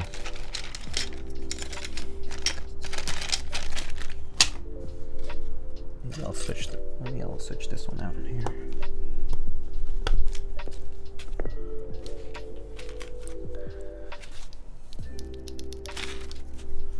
Excited to listen to a UNIKORN with MX Browns? Yeah, me too, actually. I think I actually might build my R1 UNIKORN with MX Browns or something. I've been kind of craving some tactiles, and MX Browns are right up my alley. So I might do that.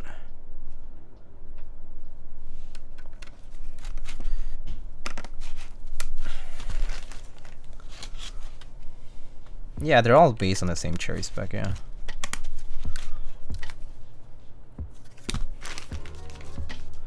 Yo, Dark Action, hello.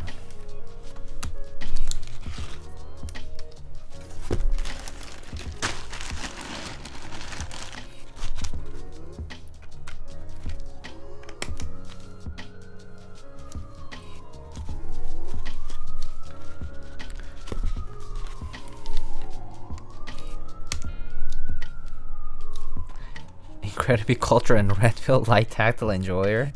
Yeah, I really do like me some light tactiles. The other day someone was asking me like if what kind of switch they should get it because they like something that's not too tactile, and I was like, oh, you should try to get like Peters and McBrowns, you know, like light tactile stuff. They unfortunately refuted it, but they were like, oh, you know, maybe something a little bit more than mixed browns. I'm like, but you should try them out.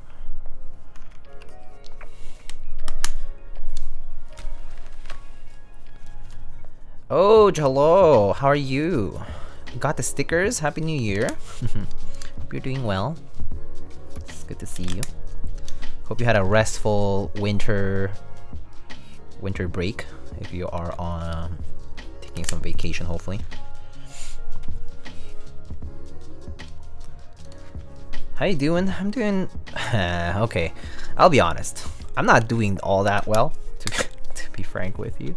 The reason I'm streaming today is actually kind of twofold. The number one is that I'm waiting for some feedback for a paper that I'm trying to write for my program, and so I'm waiting for some feedback. So after I get that feedback, I'll get back to work right after stream. But that aside, I've been kind of miserable trying to get this done, so it's just been busy. I think I've been on average not been sleeping very well. Like I think I'm like people should have probably seen me like up at like 5-6 a.m. sometimes. Yeah, so that's been my sleep schedule these days. And then I wake up like early because I can't sleep. So you can imagine. What mount is a Kohaku is the isolation gasket. So you're gonna have gaskets on opposite sides of a plate tab. Yeah. Yo, Jordan. Salva and I were talking about you earlier? Oh really? What about me? I haven't talked to Salvi in a while. Don't get online too often. But yeah. We're needing our DRG crew. Oh, you guys are playing DRG again? Deep Rock Galactic? It's a fun game. I haven't played. Hope everything works well in the end for you. I hope so too. We'll see. Give it a month. I think I need about a month. In about a month, I'll feel a lot better about what I'm doing right now.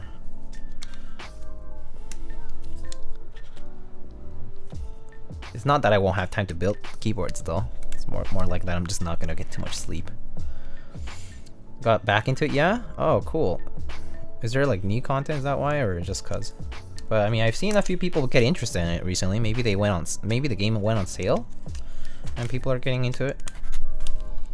I've seen more people than usual online playing Deep Rock. A lot of stuff was added. Makes sense. I was wondering, I was like, is there a new patch? Because there's a lot more people in it right now. You're finishing on a month? No. I have some other deadlines and stuff that I'm working on, but I'll be at the whim of my evaluators for like the rest of the month, because like all the big stuff happens towards the end of the month, so I just have to be like doing work until then. Ping you on Discord later? Okay. Thanks, dude.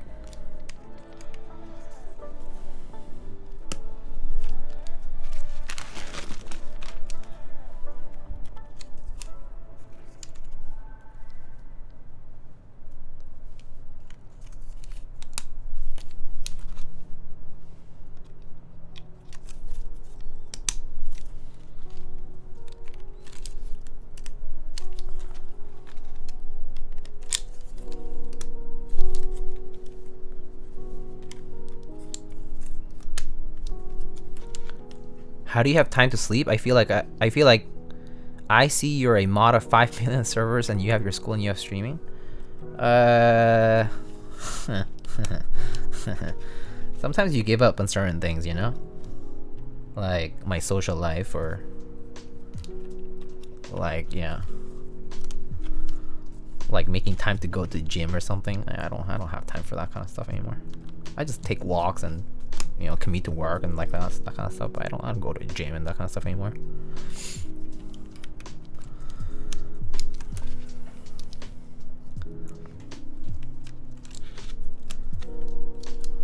And yeah, I guess I don't sleep that much. It's like, I think my average sleep schedule is like 5 or 6 hours at most, probably. And then because on the weekends I'm so tired, I like crash and then sleep like 10. It's pretty bad, but there's nothing I can do about it. My body just wakes up.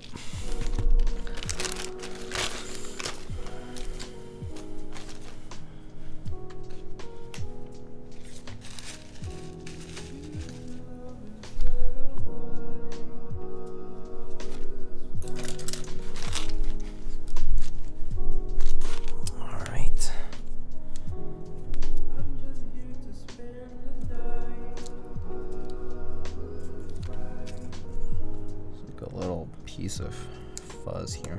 It's kind of stuck between the switch.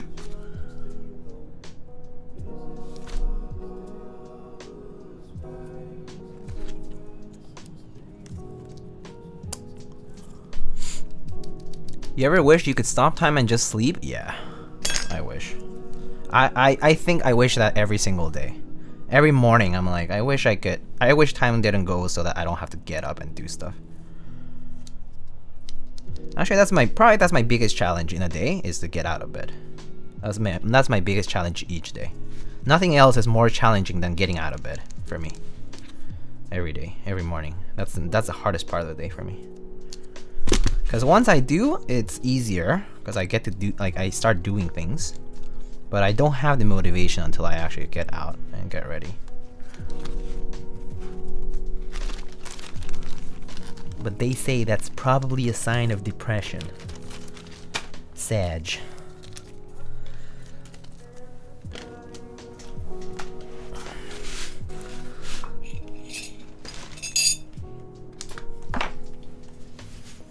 Objects at rest will stay at rest? Law of inertia, huh?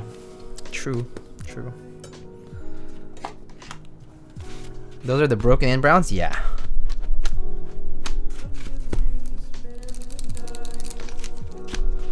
Pretty nice.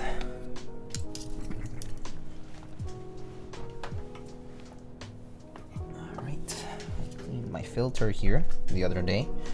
Just cleaning it up. Not being able to get out of bed is a sign of depression? I mean, well, no. I mean, the official diagnosis of depression is many things. It's anhedonia, which is lack of pleasure or lack of interest in doing things, like, completely. And then having like several of the symptoms from Keycaps, which is sleeplessness, lack of interest, guilt, what is that? Lack of energy. Keycaps, and then it's lack of concentration, lack of appetite, or change in appetite. What's P? What was P? I forgot what P was. Something else, and then I guess technically suicidal intent. Is the ODE that different from all the other O-ring gummy gasket mount boards, or are they all pretty similar in terms of feel and sound?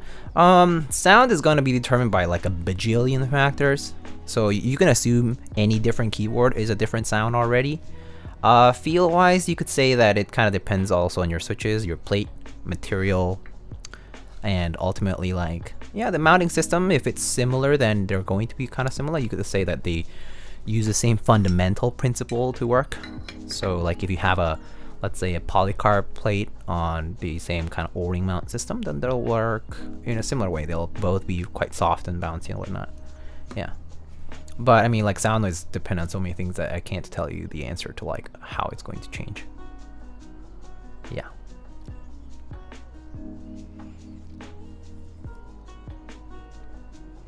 So yeah, I mean, there are small things that will change that, but sound is like a thing that I can't like comment on. Yeah, it's the only way to know is to try it both.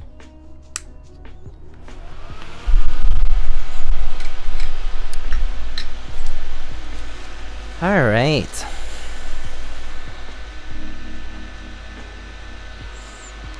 Have you guys seen the new announcement from Canon Keys that AIO3 has joined the team? What do you guys think about it? Are you guys excited?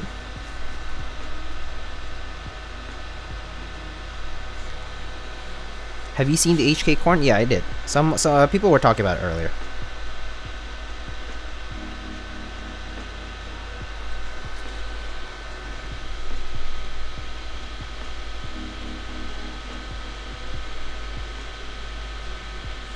Also, I'm not sure if you guys saw, if you embed the link from the Canon Keys, like the news that they posted, and it has that GIF of the Canon Keys logo cannon like shooting, and then like the AIO3 logo popping up. If you put that on Discord mobile, like if you try to open it up, like if you try to like scroll when the link is like fully embedded in the chat, that GIF destroys your phone. Like my Discord would freeze. Just a funny thing, but I discovered this like earlier yesterday. I was like, what the heck, my phone is like not working whenever I pass by this GIF that's embedded into the damn chat. Imagine using Android. Please, iPhone users, ugh. Just kidding. I would use an iPhone if someone bought it for me, but otherwise they're too expensive, to be honest. And also, I guess the features, yeah, just nothing too attractive about them for me. It's like nothing about iOS is that attractive for me. So I personally am like not as compelled to get one.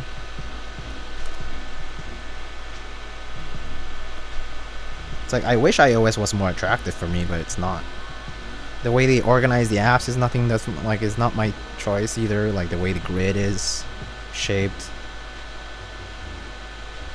the way navigation between apps works. Yeah, just kind of inconvenient, I think. I really dislike iOS, TBH. Feel trapped? Yeah, that's how I feel about it too. That's kind of how I feel about iOS in general. Feel a little trapped in the UI.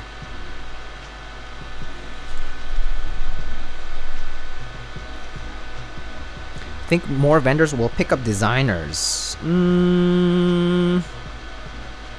Maybe, yes. I think we'll see more affiliations. So for example, there's a few notable ones that we can talk about. Like for example, we have Neflock at Novel Keys, basically a resident designer that works with Novel Keys. We have like, you know, Mr. Poner, who does Ion Keyboards. He works with Keycult. You know, AIO3 now with Canon Keys, right?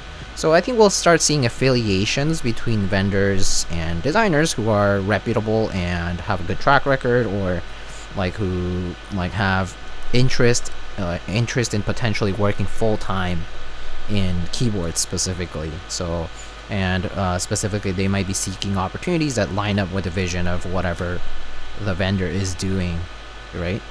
So I think we'll start seeing a little bit of that. But I think that's mostly like a personal, like a person-to-person thing, not even like a keyboard state of the hobby kind of thing. It's more so like because the like maybe both the financial and like keyboard-based research and development interests of, you know, these two parties line up pretty well. I think that's really what it is at the end of the day. It could have happened years ago and it wouldn't have been a surprise either way. So yeah, there's like a mix of reasons that I think is the case here. I ordered one of these PCBs. Yeah, I actually got a couple of the J60 PCBs too, because I need to rebuild my UNIKORN R1. So got a couple of them. Enjoy ruining iMessage group chats with the only droid. That's so true. I have friends who are like, wait a second, you don't use messages? And I'm like, no. Can you like use like text? Like I have Google Voice, which is amazing. I mean, unfortunately, like they phased out a lot of like Google Hangouts, and like voice still kind of barely exists, but it's there, right? But I mean, I've had it for like 10 years, you know. Do you have any idea when TX Labs will be restocked? No, zero idea. Drop also acquired designers. Oh yeah, Drop with Mito, and whatnot. Yeah, also. Mr. Huego, 19 months, crazy. Thank you so much for the tier 1.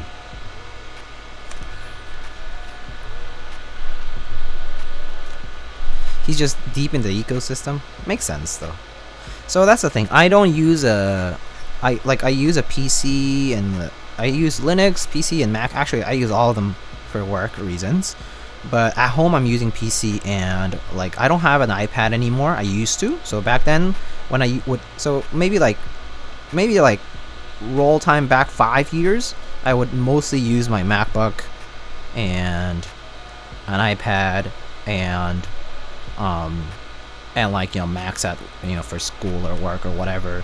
So in that case, I think the Apple ecosystem was perfectly fit for me. But nowadays, it's like I don't really have that anymore. And like, yeah, like connectivity is not really an issue anymore. So I think that's why like it's no longer attractive to me. My J60 was delivered to the wrong address. Oh no. Oh, one thing I didn't like about the way the J60s are being sent out is that they're being sent out with partial select ground from USPS, which has quite limited amount of tracking available. I'm not sure if you guys are experiencing this. If you're in Con US and you're ordering PCBs from Mechlovin, they use partial select ground with their proxy, and it has very limited tracking information. It only pops up pretty much on the day of the delivery only for me.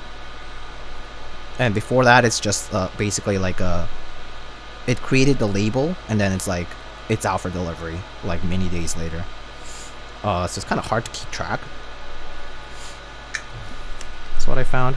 Windows Phone users, wow, that's a throwback. I do remember I used to date someone who used a Windows Phone, and they're pretty adamant, like they're very enthusiastic about it. I mean, it was pretty nice actually at the time, the Windows Phone, like the Windows OS. But I mean, yeah, it's like now it's like outdated, right? So like at the time it was competitive enough, but yeah. Using USPS when not in the US? Well, I mean, they're using USPS because they have a US proxy. They have a US proxy. Imagine not using the greatest phone ever, Nokia. Right? Is that what you're talking about? The brick, the world obliterator, the destroyer of worlds, the power brick. The brick that will snap all of life and its existence in half whenever it falls on the ground.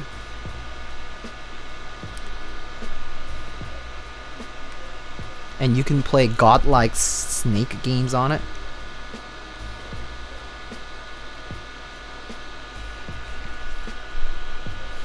Great. Okay, I'm glad I did not miss the reference.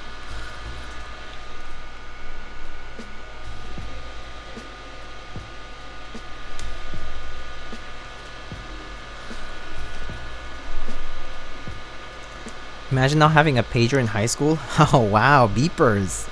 I mean, I used a beeper when I was in medical school. Yeah. I don't know about high school. I do remember playing around with my dad's beeper, like the pager.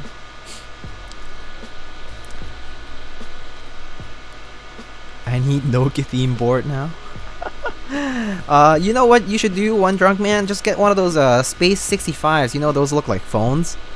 Like the Space 65 looks like an iPod Touch, kind of. So just get one of those and dress it up with Nokia colors.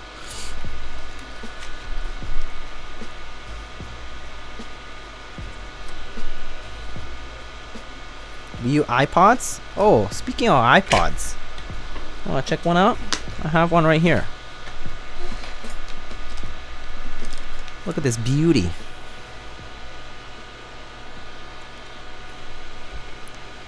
$160 GB.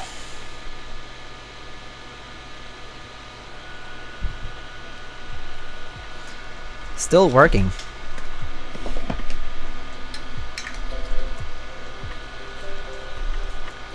We have a 1TB iPod Classic in the store that my boss made. Pretty insane. Yeah, you can put solid state drives and stuff in it, flash storage, and it's really great. I haven't done any of those mods yet myself because I haven't really needed to, but I know you can. So, and you can replace the screen and all that good stuff. Kind of like Game Boy modding, right?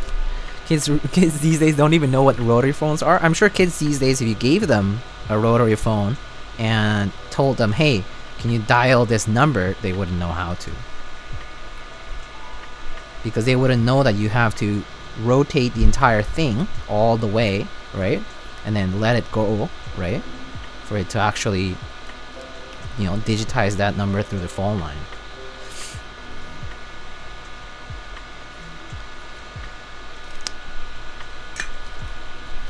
Had the same one, but it broke. Oh, rip. I actually also have an iPod Nano, like the tiny one. Well, actually, it does, this like the ones that still have a screen on them, but yeah.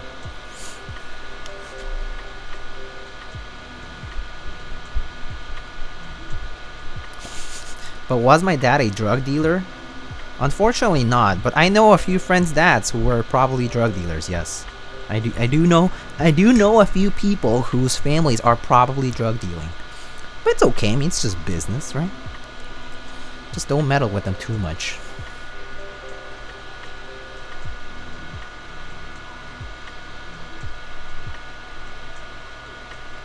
Unfortunately. Yeah.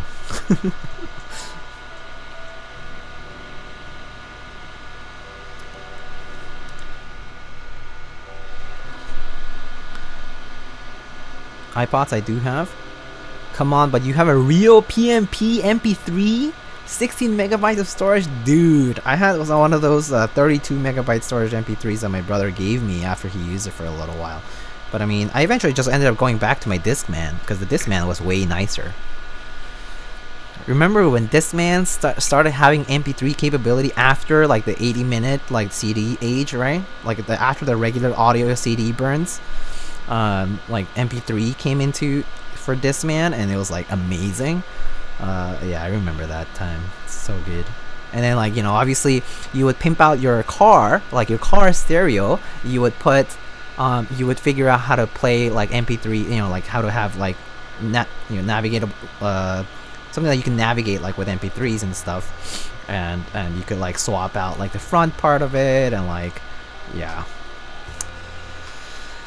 Good old days. And like, oh, the Sansa, yeah, and the Zune, and like all these things, right? And like you would have also like you would also have like those, you know, like the cassettes, like the regular cassettes, like you could use for your stereo because you didn't have a CD player on your car, so you would have like those aux cable cassette in devices that you could put into your stereo, and like you could connect it to your, you know, device. as if it were like a regular speaker.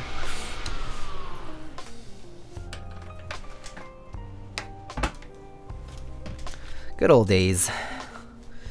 And yeah, I remember back in the day, I remember people would break into cars because, you know, you could steal like those like front-facing like skins or whatever from your stereo, and like because a lot of that had the hardware.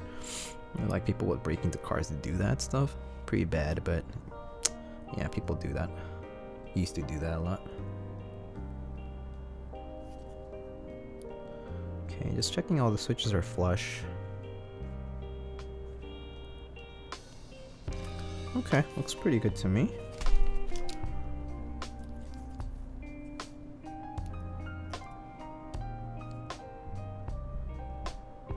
Okay. The cassette to CD card advert. Yeah, it's like all those days. Yeah.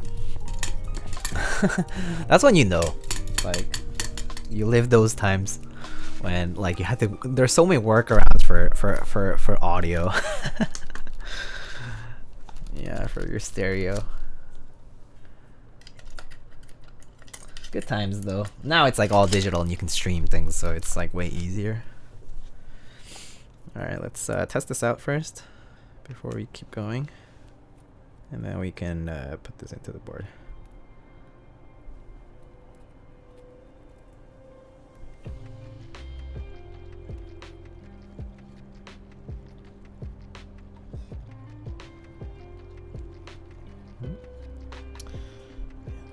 JST connectors are a bit finicky.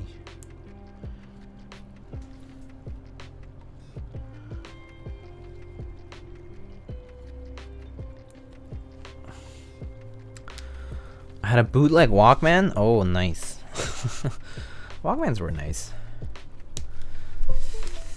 And mint condition Sony Walkman cost so much these days. I mean, yeah, they're like a relic of the past, and people have rose-colored glasses over the nostalgic part of it too. So that makes sense.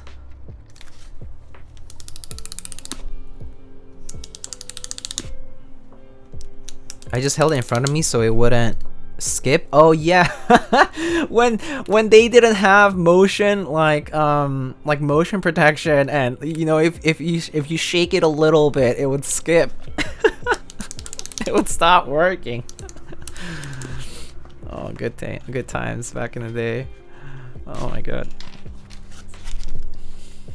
Yeah.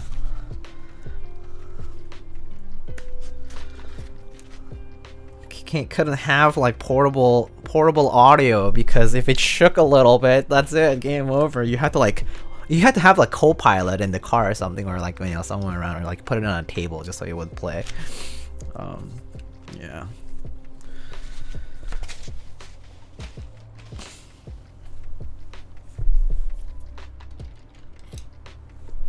All right.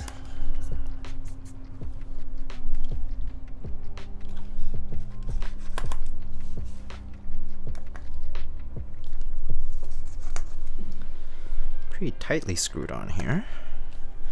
Anyway, I know I didn't really do a sponsor segment, but I highly suggest you guys check out the different sponsors of the channel. There are quite a few. From Canon Keys, CBB, Kinetic Labs, Omnitype, Novel Keys, Prime Keyboards, Project Keyboard, Salvin, and Space Cables. So as you can see, it is a quite fun design here, which basically just has a brass back plate that's thicker, and then basically the negative aspect, the negative part of this frame, right, is covered by a very thin aluminum plate. Basically, it's the negative of the frame, and so it's flat like that. So yeah, and it's slightly thicker so that the brass piece doesn't necessarily have to be exactly even with the back plate here. All right, so we need our screws here. Did your classmates also fuck with other kids' Walkmans all the time? Yeah. Vinyl records are so expensive too. It's really ridiculous. I mean, yeah, vinyl also is a whole different. I feel like vinyl is like a whole different beast because it like there's been vinyl collectors for so long, and like just some stuff is just like hard to find and whatnot. All right, so I want to put that in first. What is this? Is this Torx or Hex? It's Torx. Before it was booming. I guess there was a time it was easier. I mean, but that goes for everything, right? I feel like for anything now considered semi-vintage is gonna be like there was a point at which it was pretty easy to get, but now it's like crazy. Kind of like Game Boys are pretty expensive now. Yeah, Game Boys are like old video game consoles. They've gotten pretty expensive. Like, call Poner. He might be here. I don't know.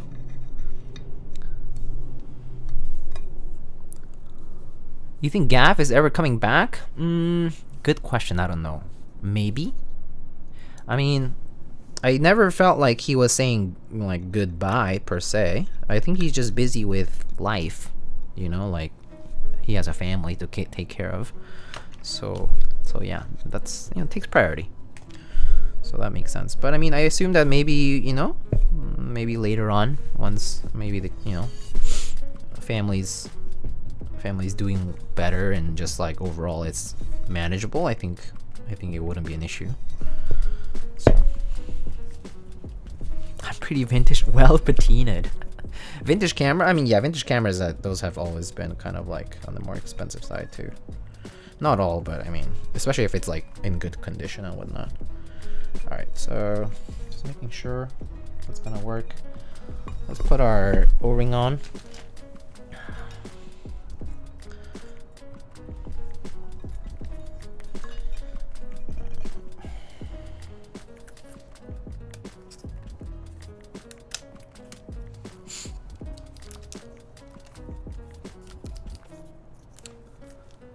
The GAF 910 already happened. There was a friends and family run and a Chinese group buy run that happened already. Yes, I think there was supposed to be there's supposed to be some sort of international run in the near, or I don't know when, but nothing, no news about it, so we don't know about it.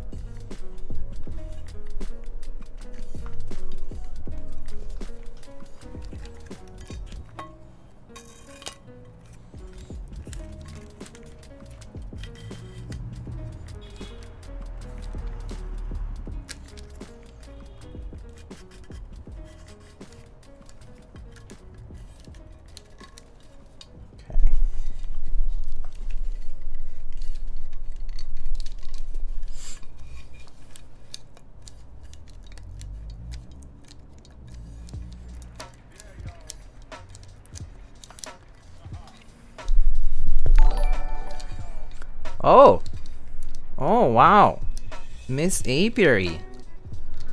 Wowies. Poggies Woggies. Raid, hello. Snoopy R6, hello. Hello, Sal Keyboards. Apiary, hello. How are you? How's your stream? What do you do today?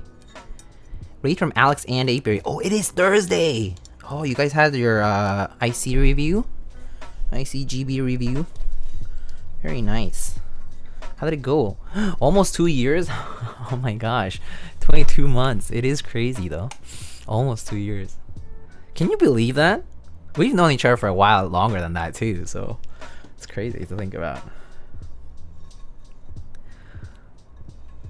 Hey, Abstraction, how are you? How are you guys doing? Good to see you all. I hope you had a fun IC group buy review. We're here building a commissioned version of the UNIKORN, which is the Mechlovin GSK UNIKORN, which is from the Vietnamese keyword community. Of course, it's not a personal board, but somebody sent it out to build. And so, yeah. That's what we're doing today. So I don't want these cables to get caught up. So what I'm gonna do is push a little bit. And then I'm gonna use some tape here.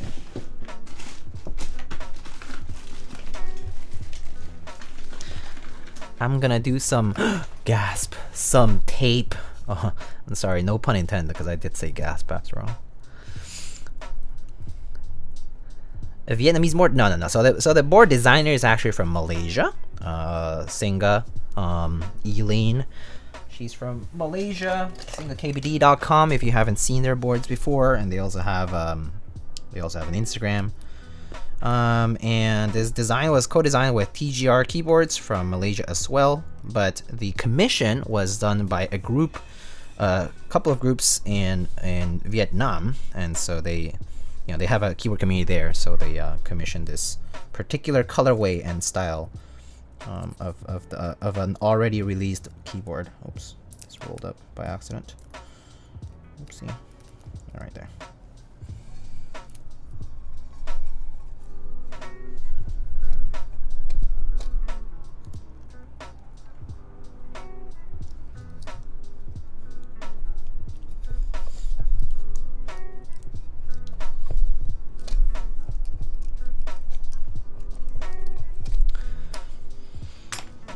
Cat Wee Wee.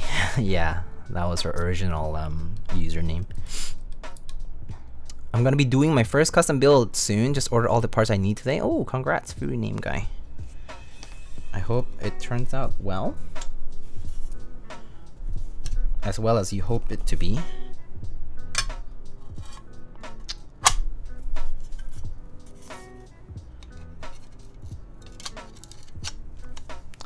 Alright, and that's the back weight.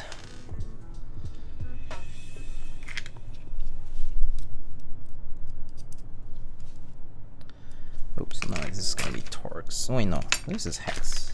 What am I doing? This is not the right screwdriver. Grab your wallet? Mm-hmm. Once it begins, there's no going out unless you call it quits. And it's rather difficult. I'm here 5 years into the hobby and still going at it, so you know, I can tell you. Does the aluminum back panel warp a bit on your unit? Let me check after I screw them in.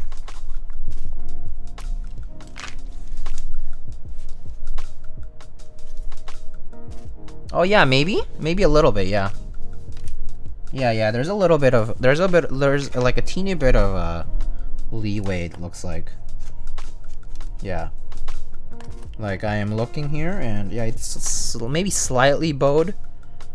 But I think it's maybe because of the screw placement and stuff. Like I'm gonna try pressing on it while I'm like retightening these. But yeah, no, I do see like a teeny bit of bowing, but that's probably because aluminum is already such a soft metal. But I don't think it matters because the bump-ons pretty much have the board standing past that, so I think it's fine. What switches? We have MX Browns today. MX Browns. The boy's looking extra cute, and look at the flex here. We have some good amount of flex over here. Definitely would bottom out if I press hard enough. Alrighty, let's give it a shot, shall we? What do we want to put on this today? Key set wise, we have a lot of key sets, but we can take a pick. Red Alert, nice pick for sure. Red Alert is nice. Saw some issues such as Lulsax units being able to spin a bit on the Decimat. Spin.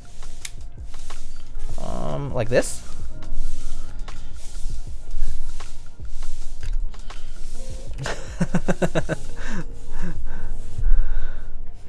Wob, CRP Cyrillic Red.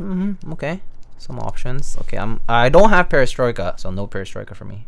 I don't own Perestroika. Imagine buying key sets with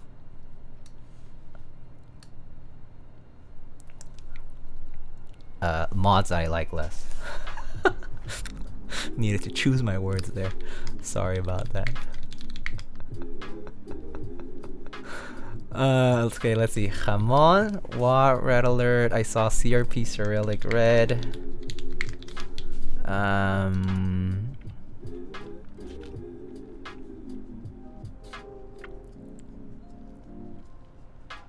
DSA Galactic Empire. Oh, I don't have that set. Crimson Cadet. I actually don't have Crimson Cadet either. I actually do have a set of Crimson Cadet coming in, but it's in the mail still, so it's not here yet. Are those MX Browns? Yeah, they are MX Browns indeed.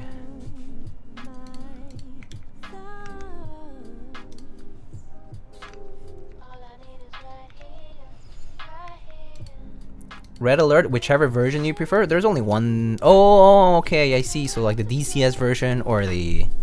Okay. Actually, I'll let you pick, Nacho. Do you want DCS Rebel, aka people call it OTD Red Alert, or do you want GMK Red Alert?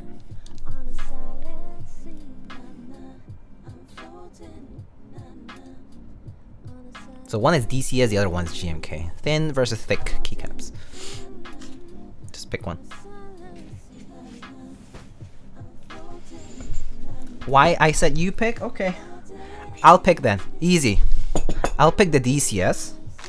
You know why? Because if I pick GMK, I need to go get it. Right, this board right here. You guys see this board over there? There's a red keyboard over here that has red alert on it.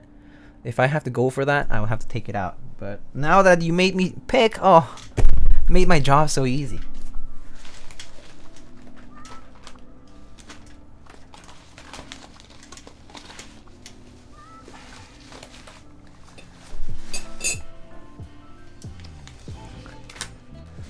Too late now. You said I would. You said I could pick. Too late, buddy. Imagine going back on your choices. Can you guys hear that? The backpedaling that Nacho is trying to do? I hear it loud and clear. Too late, buddy. Too late.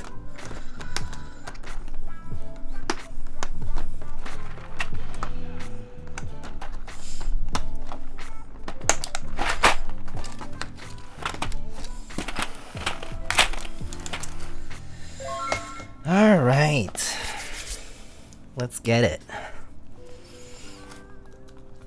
DT, thank you so much for the 4 months. Thank you, thank you. All right, let's see. So we have tab, and then we have. All right, so you can choose the accents if you want. For now, I'll go ahead and pick the rest out.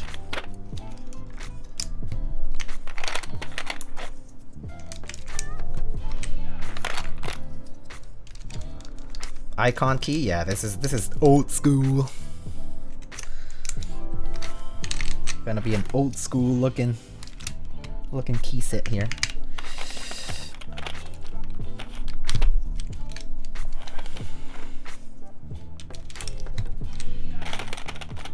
Only 25 of the VKG in the world? I think it's a 20 on the case.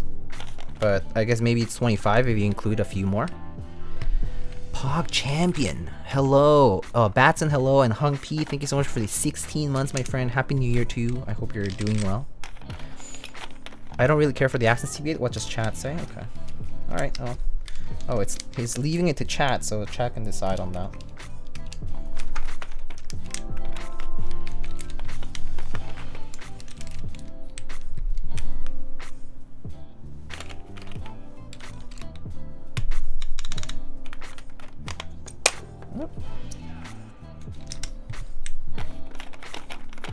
Red number or white number? Yeah, that's the main. What are those analog looking keys to the right? Which ones? These?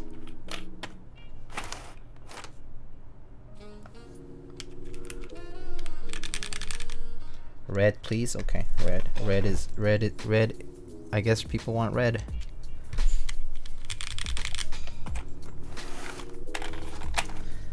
The people are demanding for red. Oh, actually, I wonder if I have the I'm gonna go see if I have the split backspace, like the delete key from the other set. They should match because otherwise.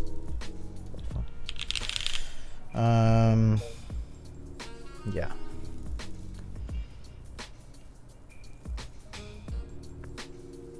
Red number, okay. Red number. So it goes up to here. And then I guess I can actually just pick some artisans that are red. Oh, I don't. Let me see if I have the same red around actually. I think I might have to go look for some caps. Bezos is listening? Yeah. Okay, and okay, so the enter I think it should be regular white because otherwise they'll clash if we do not white. Okay, I'm gonna go get these other keys. So I'm gonna get some artisans and I'm gonna get the split BX for here because this key set doesn't support it. And yeah, I'll be right back. Oopsie. But the key set is DCS Rebel, people also call it OTD Red Alert, and it's this old school key set that was released back in like 2000 and man, I don't even know how old. It's super old. Oh, hello. RCYLES Mana. Thank you so much for the 4 months. How do you enjoy the Emery build by Lolstacks yesterday? Ryan did a pretty nice job. Anyway, I'll BRB, okay? Just need to go get those keys. I don't know where I put them, so I need to go find it.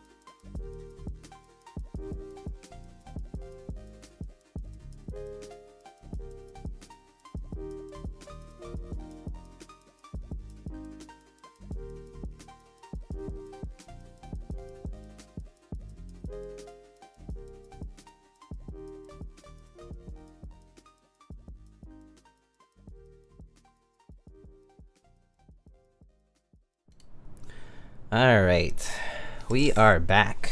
I am back with some keycaps for you guys to select from. And I will organize them a little bit. Maybe I'll do this.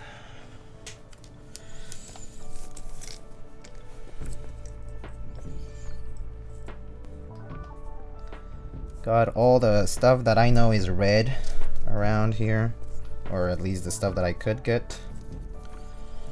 Let's see.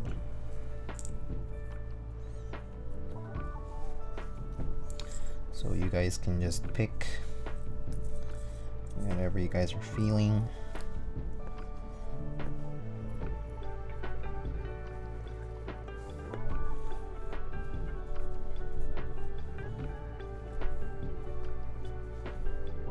All right.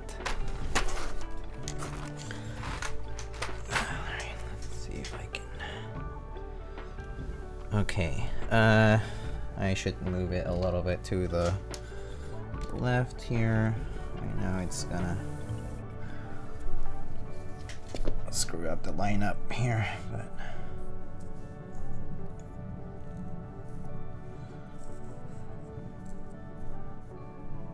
more or less you guys can see. So we have to pick two of them, okay? Oh, that gaff art on the wall? Oh yeah, over here.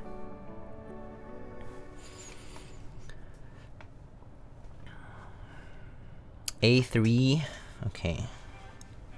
So let's be a real Chad here. Real Chads use pen and paper and write shit down here, right? Just write it down, cause I can't keep up with y'all.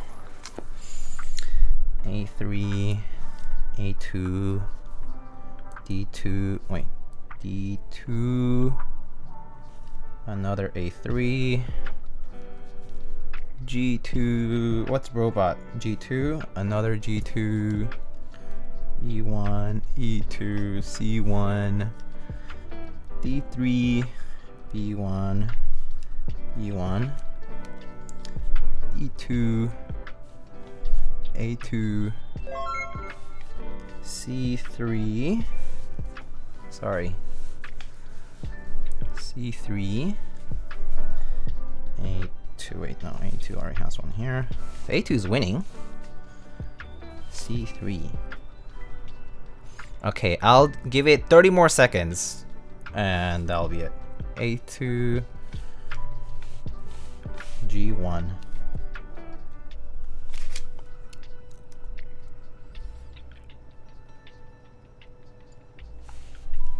A3, A2, another A2.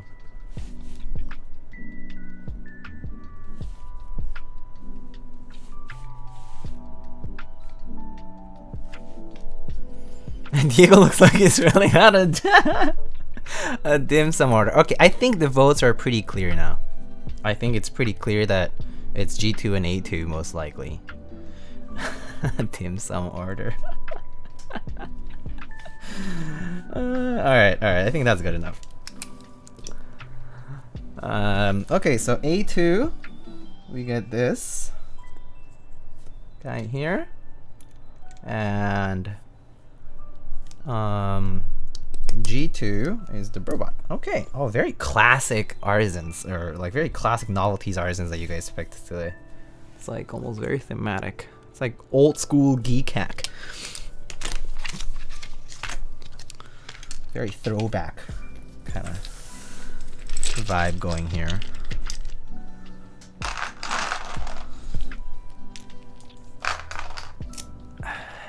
Yeah, robot escape.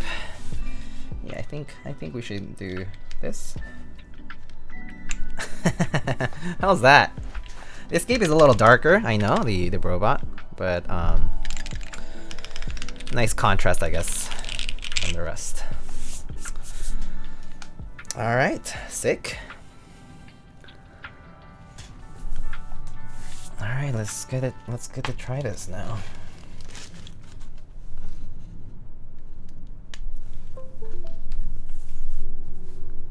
I wonder if the mold for the smiley still exists. It's a double shot. I'm assuming it might, because I think a lot of people got these from like grab bags and stuff. I think it might still exist. Yeah, knowing SP, they keep a lot of their stuff pretty well, like for a long time. So I think it probably does exist. All right.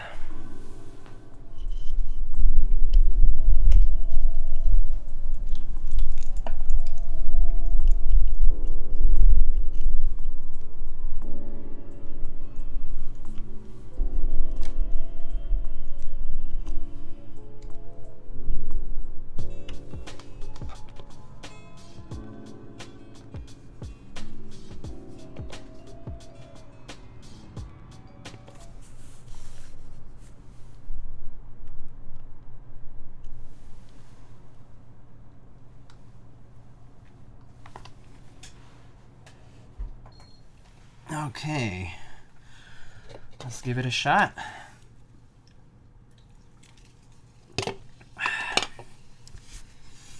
All right, so today, my friends, we have an MX Brown build. We have MX Browns on a half FR4 plate. On a UNIKORN. This is the UNIKORN VK. This is the UNIKORN Mechlovin X GSK edition, which was run from the Vietnam Keyboard Group, and it was a commission colorway of 20 units. So let's give it a shot. All right, where's my window here? All right, monkey type. All right, here we go. So, all right.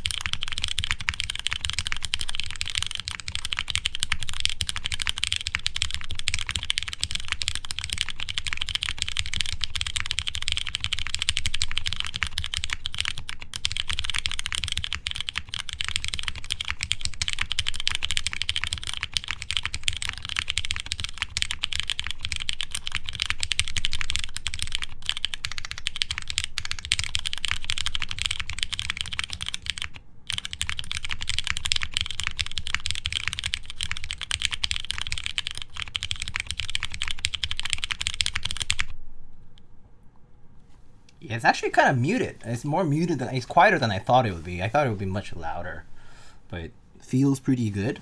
First of all, these first impression really quick though. These browns are super smooth. They're very nice. I think whoever lubed them did a really good job of lubing these. I don't really hear any like spring crunch or like leaf ping kind of, you know, like happens a lot in like vintage browns. Like older browns tend to have a lot of leaf ping because the leaves are kind of worn out. But these are pretty nice still. I mean, they technically should be worn out because they did go through like however many thousand actuations. But yeah, they did a pretty good job lubing these. But let's give it one more try. Let's try it one more time. Weight, I believe these are 63.5 gram symmetric springs from Kinetic Labs. All right.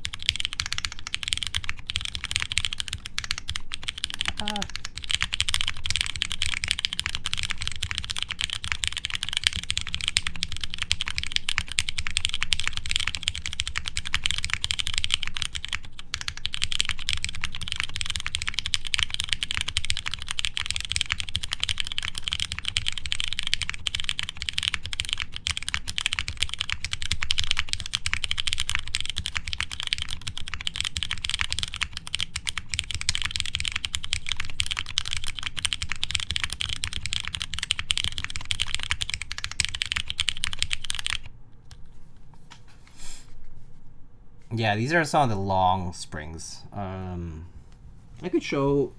I think I have some leftover switches, right? From earlier.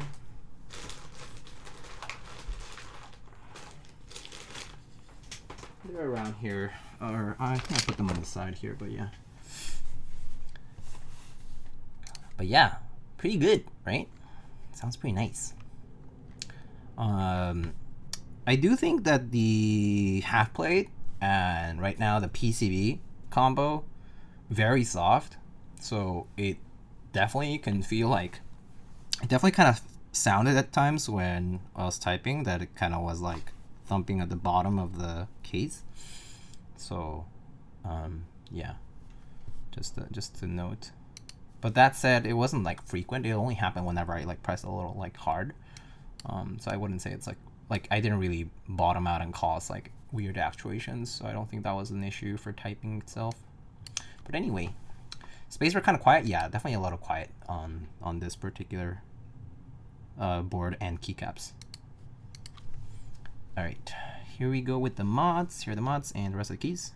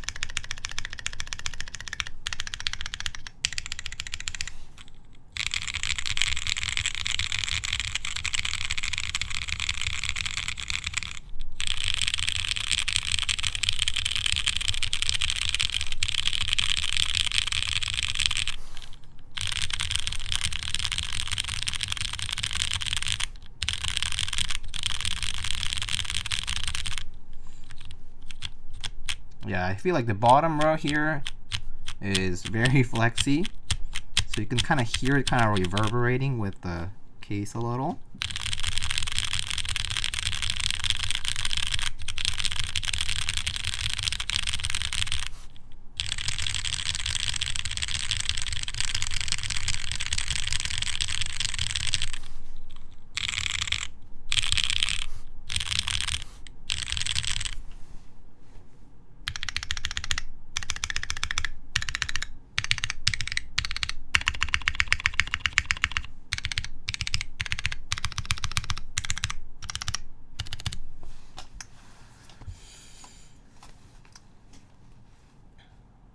I need to send this guy a brass UNIKORN cap.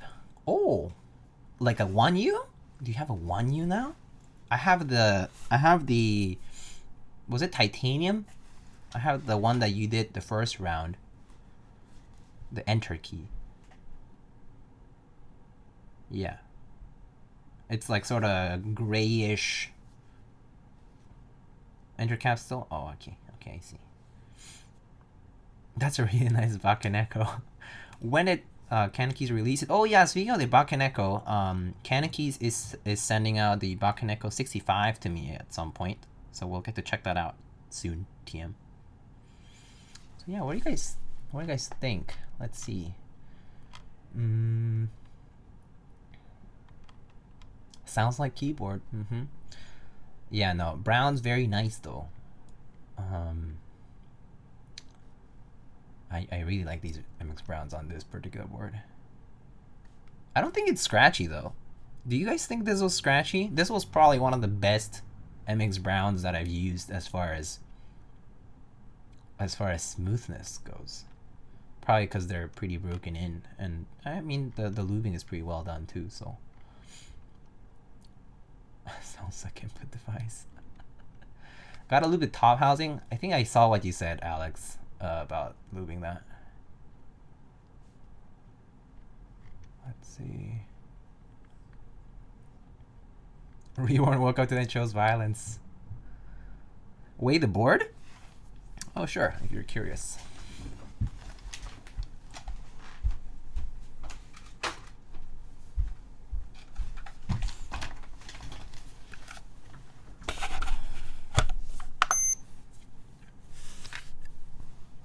Okay, so let's see. Okay.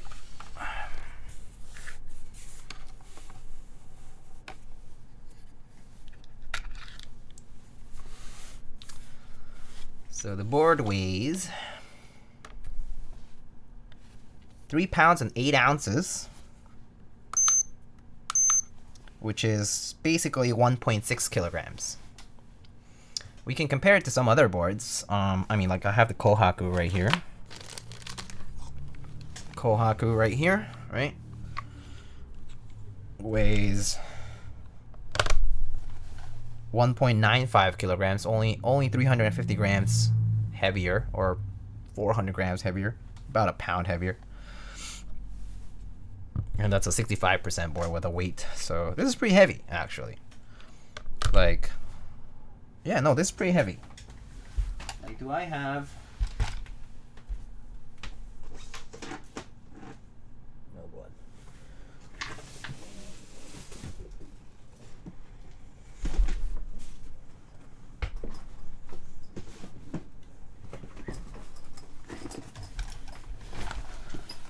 Like, I have my UNIKORN R2.1 here. So this is my purple UNIKORN from the group buy. So here the group buy unit is, oh, they're only 30 grams apart. 30 grams. They literally weigh the same. They pretty much weigh the same. Yeah. I mean, doesn't matter if the... Yeah. Like, whether I take this off, I could put in a different table if you would like. I know because I've tried this. Whether I had the desk mat or not, if I tear it on the desk mat, it's still the same. These scales are actually pretty nice. This is one of those scales that you use for like post offices. So they're pretty accurate. Yeah. I actually took this, I actually was curious about it, the accuracy, and I took it to the post office. I was kind of a giga chat, and I asked the post person, I was like, hey, can I compare how this compares to your scale that you have on the behind the counter? And they let me do it. And they pretty much are the same. So pretty nice. But yeah, 1.5 kilograms.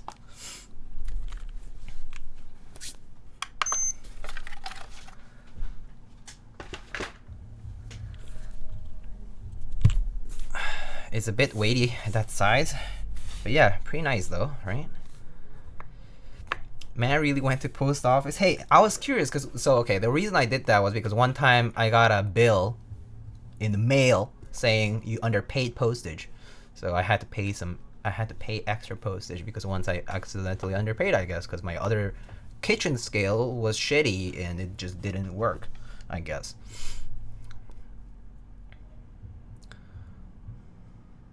Which color do you like better? I mean, I personally like the purple one better. I'm very biased for this purple. So I really like the purple, but the red is very vibrant. I think if you don't have a red keyboard in your collection, I think the red keyboard is a fantastic addition.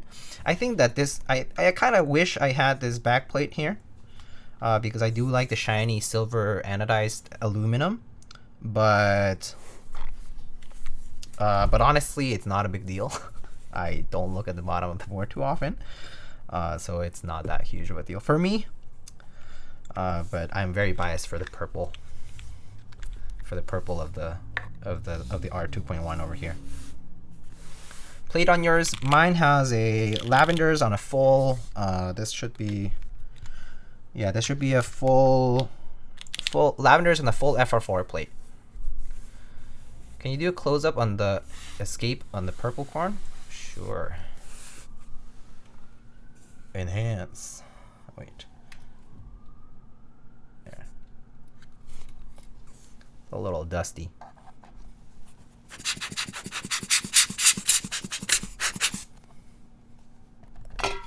Gaff cap, yeah. And you wanna have you seen the Easter egg on these? The Easter egg is the coolest part of this.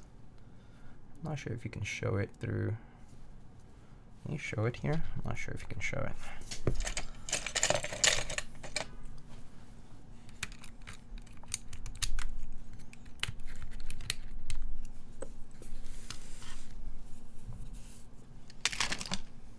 I'm not sure if you've seen these nachos.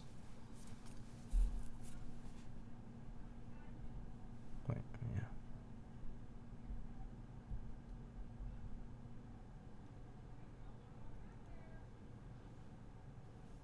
Do you see it? Pretty cool, right? It's a contour of a face. It was sculpted specifically so that it has that Easter egg. Pretty cool.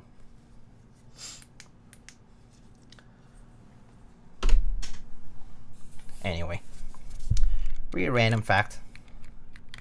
Fun fact.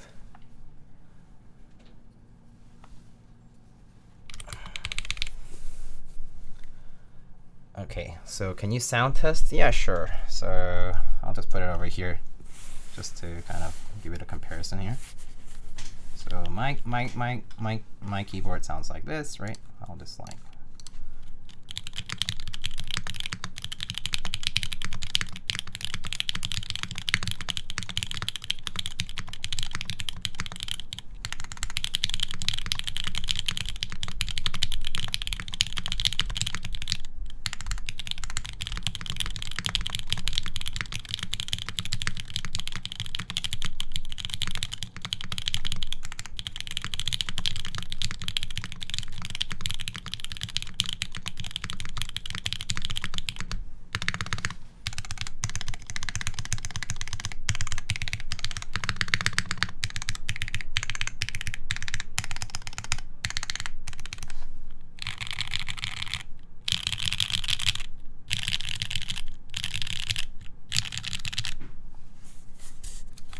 right.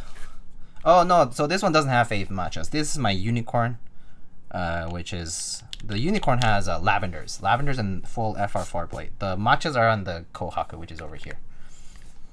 The feature of the fave matches is that they're basically the same as milky Gatorons, so not too much different from those.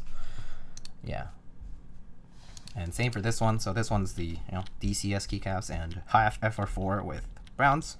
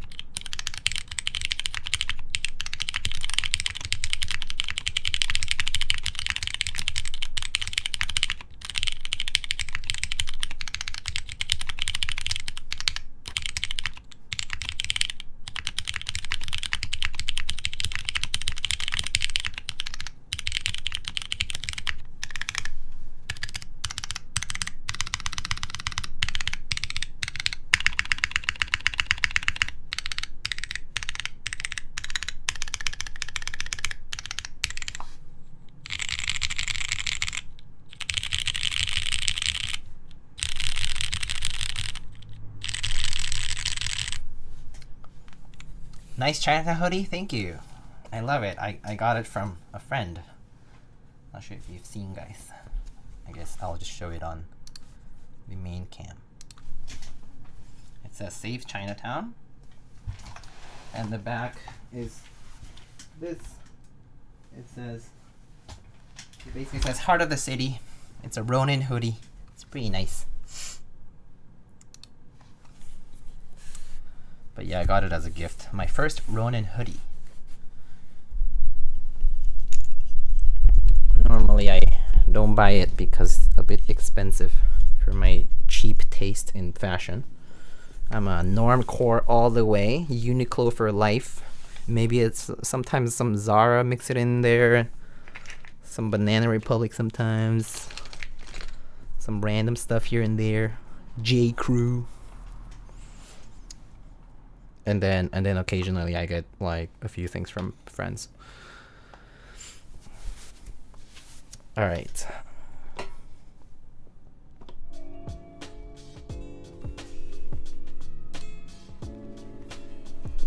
So that was that. Yeah.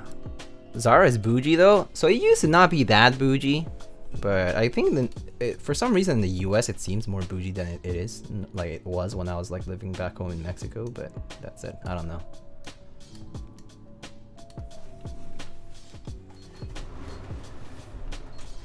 Uniqlo has dope collabs? Oh, for sure. For sure. Ronin hoodie. Confirm lighting is T-Hut Hyper. What's a good option for a plateless exploded 75? Anything other than the Thera? 7D? I think that's the only other one, I think. I think that's the only other PCB only 75% that I know of. Right? Can you guys think of anything else? Technically you can do my Duck Octagon V1, which is basically a tray mount. You can do... oh yeah, you can actually do PCB only on it. Because it's a tray. And it weighs like 6 pounds, but you know, that aside. But it's not exploded, yes. Hex 4B, oh yeah, Hex 4B. That's right. Hex 4B is also, I think... but, oh, the problem is not exploded, yeah. Not exploded, yeah, I think. How much is Unicorn in the next round? I think give or take the Unicorn on the last round was $400 and some dollars, right? Plus shipping, was it? It was like 400 plus shipping ish. So you should expect like 450. And now with the rising price of things, I would probably say like in the 500 ballpark. Shipped. Yeah. The first round was really cheap. They used a different factory first of all, and also it was a different time. They also produced like, you know, certain number of units, and they are, yeah, it was just cheaper back then. Also, it technically had fewer parts, because yeah, like you don't have to do the machining for the daughter board and that kind of stuff. So there was technically less machining involved in the first round line of boards. The Unicorn R1, left side USB hole, that kind of stuff was easier to machine than the daughter board stuff that we have right now. You know why? You know the history of why it's R2.1 not R2? Yeah, so basically they ran R1 in a set number of colors, which is what you find on Keycap. And then when they were fulfilled, basically they switched factories in the middle because the anodizing didn't go right for some of them.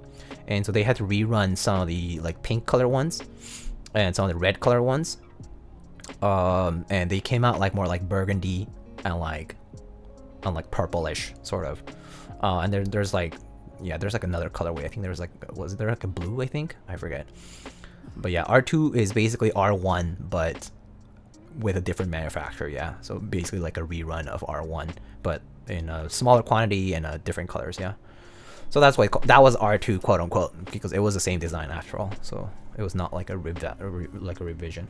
I would like really you could call this like Unicorn V2 or something, but the differences are pretty small that you could still call it like the same board. I mean, in essence, it types the same way as the first one does. Yeah. Ninewalker, have a good one. I'm off to get sustenance. Have a good dinner. So there's a new round coming. Yes, in the near future. I don't know when. Basically, Elaine from SINGAKBD said sometime in 2022. Right now, she's busy working on Kohaku and Ocelot, which are the current keyboards currently in production. Like she's worried about that, and also Neko, which I mean technically she doesn't really have a hand in production side. That's all Mono K. But yeah, she's overlooking other projects right now. So I would think that if anything happens with Unicorn again in this year, it would probably be Q3. I think late Q2 or Q3 is at least like the earliest date it could happen. Yeah, probably not Q1 because Q1 also, most of Q1 is like Chinese New Year. So yeah. So in Chinese New Year, like, you know, like all the menus will take a break for a couple weeks basically. So Do you see the Flame 60? Can I drop a link? You can drop the link. I don't mind. I haven't seen it though. So R2 had no daughter board. Yes, that's correct. R2 had no daughter board. Yeah. R2 had a USB port on the left side, so it was not centered. Thoughts on the feel? Feels nice. It's like it's like a tank of a 60%. And also the revisions that it's gone through, it's only been made better. Like the Clipe, the Tin, the Fiel, all those boards, the Mechanist boards have been getting better with time. And honestly, they're all pretty solid boards. Like I use them all. I used several of them pretty extensively. I had a Fiel R1, I like R2 actually also, and then I also had a Clipe for a long time. I use them quite a lot. They're pretty solid tray mount 60s, and you can like always adjust things, like, you know, for yourself. Like you can always use a softer plate, softer PCB. Now there's like the weird tech, a weird flex like Wilbitech PCB. You know, there's like so many other PCBs too. So there's like a lot of options that you can work with. Let's see your thoughts. Hold up, let me copy the link over.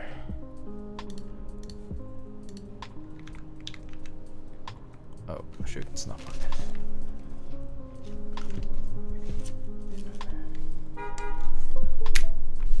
Okay, let's see.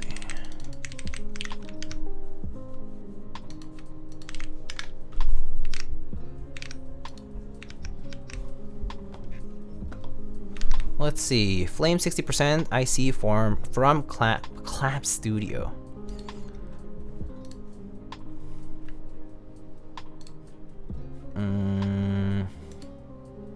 Okay. What does this remind me of? Was the Mr. Suit like this, where it had the accent sort of like inset a little bit in the middle, or was it the Monster Gear? I forget. There was a board that was like this. Pretty cool. I like the accent like this, like an intentional seam. It's kind of nice. What is this? Large gasket mount designed for Win-Key and Win-Keyless. I don't like the bump-ons. The bump-ons look kind of like little nips, and also they kind of cut into the frame here of the weight, which it looks like an afterthought here. It doesn't look like they made cutouts for it, but it's just a render, so let's skip it for now. Okay, aluminum, brass sandblast finish, bottom plate, brass sandblast, aluminum FR4 batch, 6.5 degree gasket mount, 3.5 millimeter dampener between PCB and plate. I would not use it. So basically this is foam, right? So they're saying you can use foam if you want. Solder, no RGB. Okay, that's cool.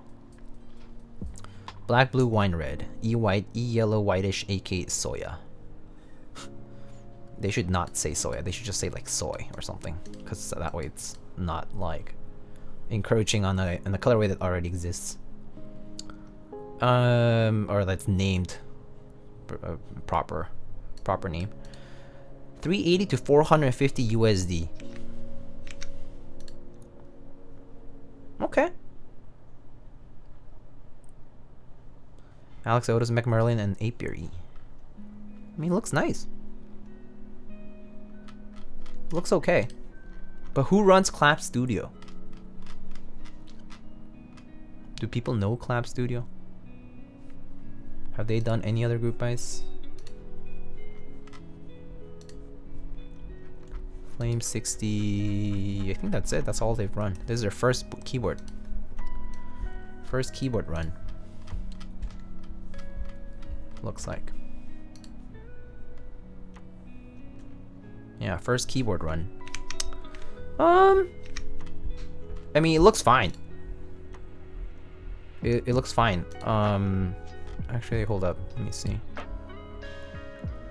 The bezels are uniform. I wish they weren't, actually, personally. They're a little square looking. You know what I mean? Like, the bezels are exactly uniform all the way around. I actually like it when it's kind of like, you know, like this, where you have slightly thicker bezels on the top and the bottom than on the sides. But that said, like, it's fine, you know. Yeah. You know, but that's like minor things. It's aesthetics at the end. So I was telling someone in the KLC server, I think. I was telling, or it wasn't the Linworks Discord, I forget. But I told people, you know, when you buy keyboards, I consider 3 things really. First of all is aesthetics. Second of all is like usability. Like, am I gonna use this layout? Am I gonna use this keyboard often enough to justify purchasing it? And then third is trustworthiness of the person selling it. So like, do I trust this person's designs? Do I trust that whatever they're doing, they're trying their best job to get it right? That kind of stuff, right? And then the fourth is everything else that I don't need to care about right now that I can probably figure out. But oddly enough, for most people, that order is actually not the same. For a lot of people, the fourth thing is the first. People always are talking about, do they have a sound test? Are they gonna send it to streamers? You know, like, is there a prototype is important, because you do wanna, like, it's a good sign if they have a prototype, because it means that they have been testing things that they wanted to try, like, right? Like, having a prototype is important. So that includes, like, that goes into the trustworthiness section. But like the fourth thing where people are like, oh, like, you know, what plate or PCB or like that kind of stuff, and like people will ask like, oh, what kind of aluminum? I mean, which is kind of pointless. But like the whole like type and feel kind of situation, I would say like, if you've looked at keyboards for a little bit, you kind of get a sense for what it's going to be like. Just once you look at what the design is, whether it's top mount, whether it's gasket mount, or whatever, like there's a bit of common features between keyboards that you don't like, you kind of get a sense for, and then after that they all are very similar. At that point, I think a lot of the typing, sound, and feel will be determined by your choice of switches and your choice of plate, that kind of stuff. So it's not so much about anymore like, you know, whatever the content creator who is going to do a review is going to do that with.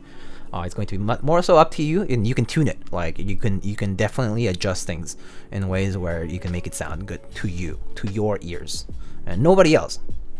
At the end of the day, unless you're recording yourself 24/7 for other people to listen and watch, you're the one who is going to be typing on a keyboard. You're the one who is going to be experiencing the keyboard sound and feel. So it should be something that you like. And so yeah, so I would suggest people to approach keyboard group buys and like products in general as a way of like, is it practical for me? Like, is it affordable and practical for me, and do I like it? Do I think it's beautiful? Do I think it's pretty? You know, do I enjoy? Does this bring me happiness? That kind of stuff. But yeah. Half plate too bouncy sometimes? Yeah, I do agree that half plate is kind of bouncy sometimes, too bouncy. I find myself going for interesting layouts I want to try. Yeah, so sometimes sometimes I'm buying keyboards because I think they're interesting. Like, for example, I'll be 100% honest. So I recently just got into the Saber Ergo TKL group buy, which I'm very happy about and all. But I've never tried such a large keyboard. Ergo, like, whatever. It's huge. It's like the FLX Virgo, right? Like, it's humongous. That keyboard's like yay big, okay? I don't know how much I'm gonna use that, to be honest. And to be honest, I'm not using Ergo most of the time these days, at least. I use 60% or TKL than most, and then like I use other layouts like 65s and whatnot. So it's gonna be a little bit of adjustment, but I bought it because, or I participated in it because I really like how it looks. It looks really pretty. So yeah. And it's like top mount, so I know what to expect from it. I should drink some water.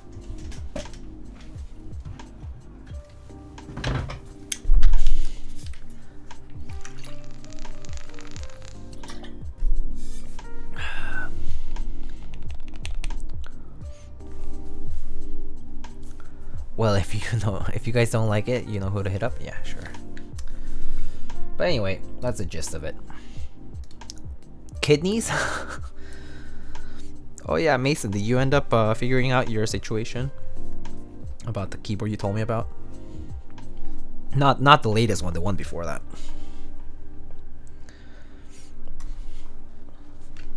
The one that came in blue, red, and a few other colors. I think gray. Or actually, was it not gray? I think it was blue and red and something else.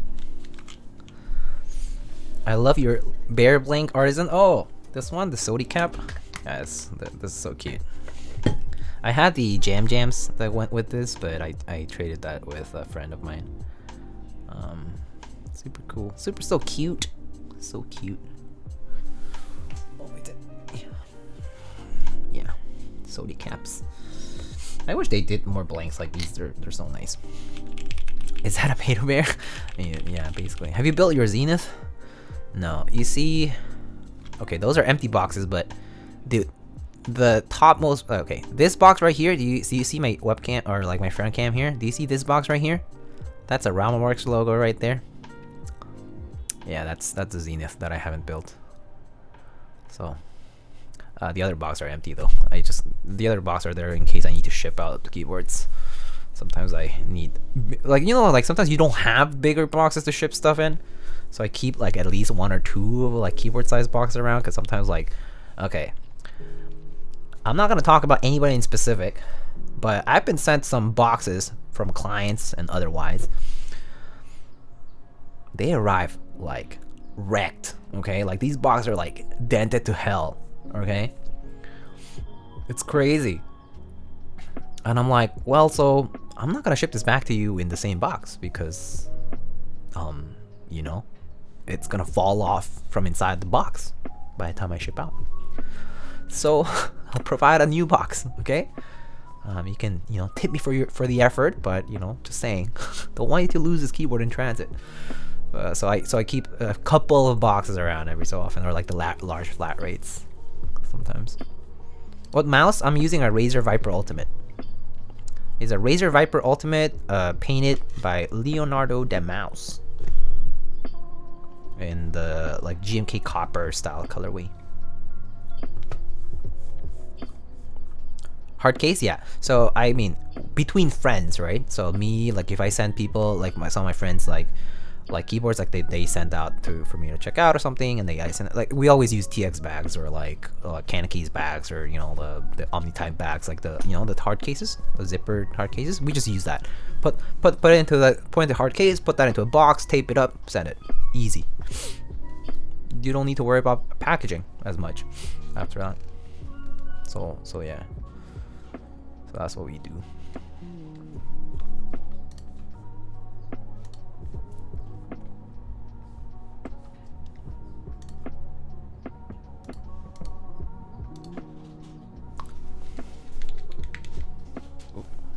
I did not block his hand.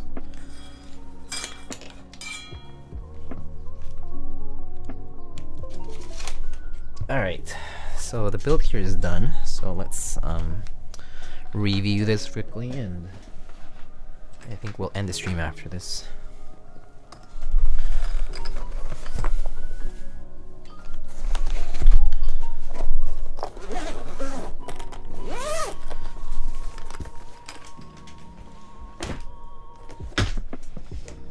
Alright, so we built this today. We built this beautiful UNIKORN VKG or Mechlovin X GSK edition. Very, very cute, very nice, a very vivid and bright red here. Any R3 leaks? No, other than the fact it's gonna happen in 2022 sometime. But yeah, here it is. With this is DCS Rebel. Also, people also call it OTD Red Alert, which I think is a misnomer, but yeah. And here's the back. Is that DCS? Am I weird? No, it is DCS indeed. It is DCS. Aluminum backplate with a brass piece. UNIKORN over there. Very nice red. Very, very bright and vivid red. It's a very like... Yeah, I think in very, very bright lighting, this might also look like kind of blood orange like, but it's a pretty sweet red tone to it. Yeah. But yeah.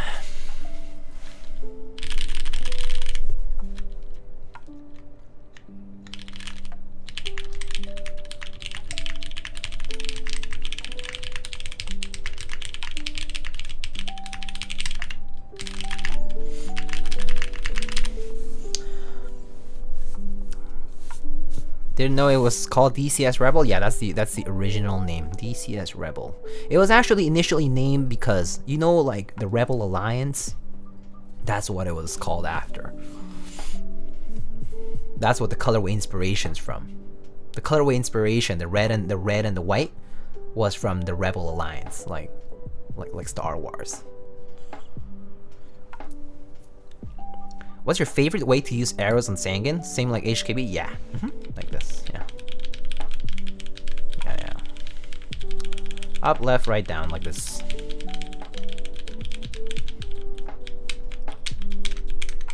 And then page up, page down, home end, delete. What switches are you going to put in the Dolphin TKL? Oh, that's a good question. I'm debating putting these guys. I got a batch of these Gateron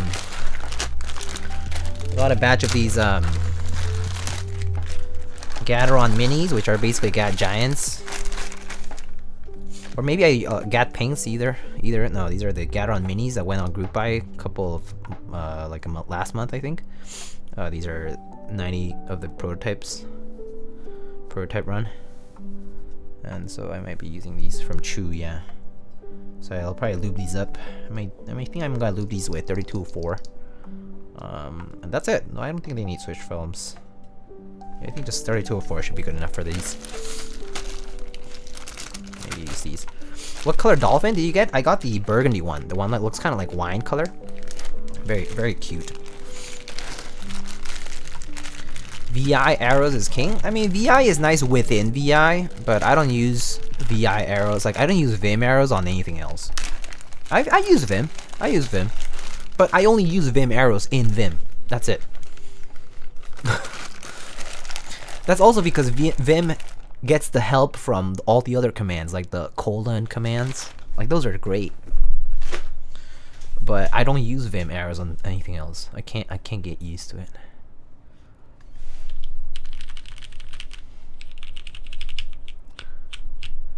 Hey Diego, what do you think of EPVT Fall? I don't know actually. Let me see. Enjoy PVT Fall from KBD fans. Well, that's a bright set. I'm a little concerned here. I think the contrast between the yellow and the beige is gonna be kind of lacking. The rest is fine. I think the rest has been done. The orange could also be a little bright if they don't do it bright enough. The rest is okay. Oh, this contrast is gonna be meh. Red and like this red orange kind of, and red or whatever brown for the escape keys here over here. Kind of concerning contrast there. And this is 95 for this. Do they think they're GMK now? Oh, okay, it has a lot of colors, but fine. So if I bought base and numpad, what is alt mods? Oh no, base and numpad and space bars. So 20, 30, 925, 125. So like $150 for everything. Okay. I mean, that's fine, but yeah, I don't know. The colors aren't for me, but if they can do the reverse dye sub well on these, it'll turn out okay. I think the only problem that I'm concerned about is the reverse dye sub on these. Reverse dye sublimation is not like, it's not the most reliable yet. Yeah. Alphas don't need to be a gradient IMO. Oh, I actually do agree with that. I actually do think the alphas could just not be a gradient, and just the mods. Keep the mods a gradient and the rest. Fine. What issues have you run to that cause stab rattle even though you applied lube? Normally it's insufficient lube. I guess, let's see. I'm not Samus, I think. Okay. Yeah. let's see. Number one reason is not enough lube. Number two reason is wire being wonky. So like if it's loose, or if it like it's bent in some way where it's rubbing, or if it's like, you know, kind of just like too thin or something like that.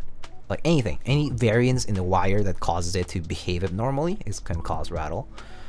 Number three is how you fit your stabs on your PCB. Sometimes if you're using screw-ins, or if you're using clip-ins, sometimes the stab is not seated properly on the PCB. It can cause rattle because you're basically pressing at an off axis. So if you're pressing anything at an off axis, you can detect rattle because it's like not behaving the way it should. So that's probably the main three reasons why you would find rattle without anything, like all things kept the same. BDZ or 205? I use 205. People preach BDZ. I think both work. I prefer 205, but a lot of people do prefer BDZ. Both are great though. Dielectric grease, people use dielectric grease still, and they work perfectly fine. You just need to get consistent at the lubing. Normally, I just apply a very thin coat for everything, except for the wire. I put a thicker coat towards the tip of the wire. That's pretty much mostly what it is for me.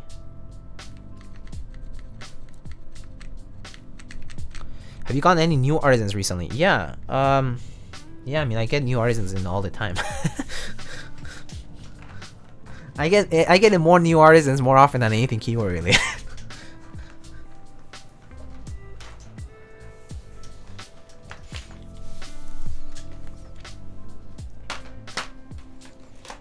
Like I got, let's see what's new.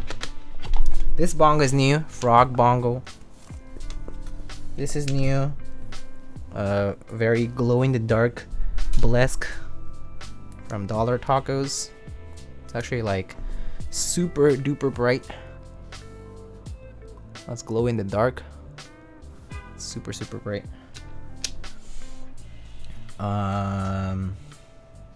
I got this kernel, cute gray bunny.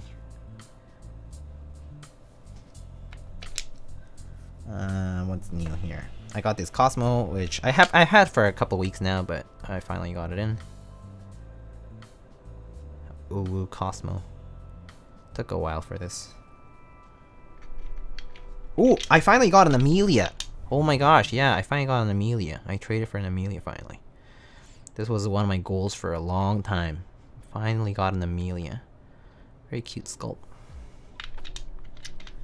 And this one, I also got this one in. This is the Nita Villiers Void Walker. Pretty cool. A very unique concept. I really like it. It's like kind of like, it reminds me of a bit steampunk kind of aesthetic. Shows that Bumin. Which one? This one? There's this one. The B1000. And then there's also this one, which is I forget, something tabernacle. It's like a slightly older colorway. It's like a very bright. Yeah.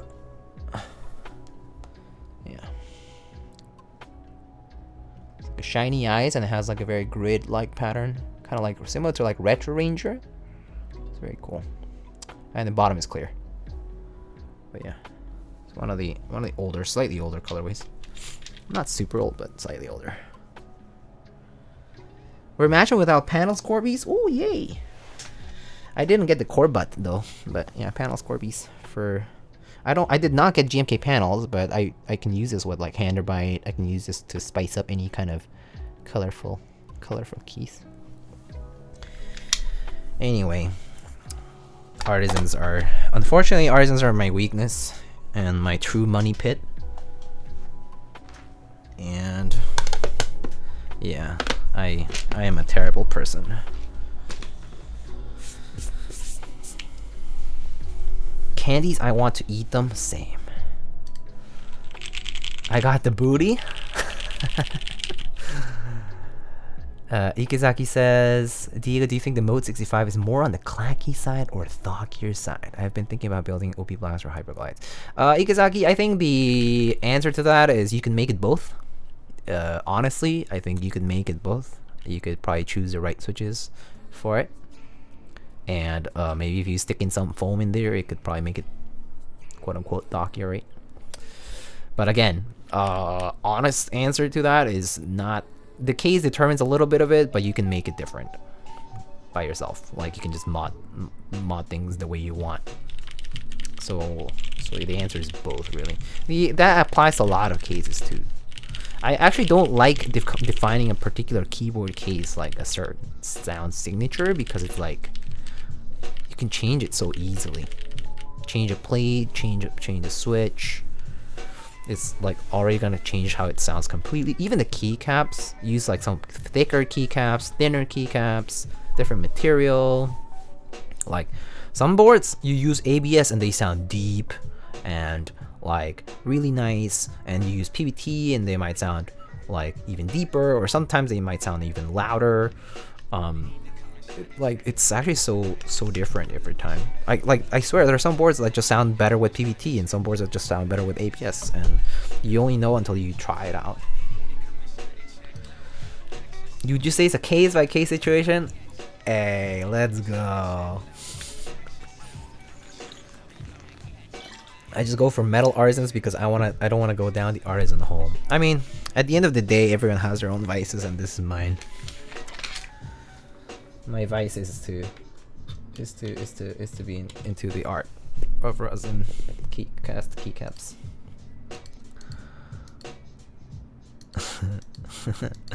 Sound Vimeo, dude. Do people use Vimeo? I mean, people use Vimeo for like, I've seen them for like shorts, movie shorts, and like you know, like just like random stuff, but not like, I don't see Vimeo much. A documentary? Yeah, I don't know. Anyway, so that was it for today. So coming up, I do have some other exciting builds. I actually wanted to coordinate with Mr. Alex Otos to do a co-stream at some point. I actually need to talk to him. So I might do that at some point. We're planning on building some keyboards together. Hopefully when I'm a little less busy. So in the coming weeks, hopefully if I have some free time, I'll try to do that.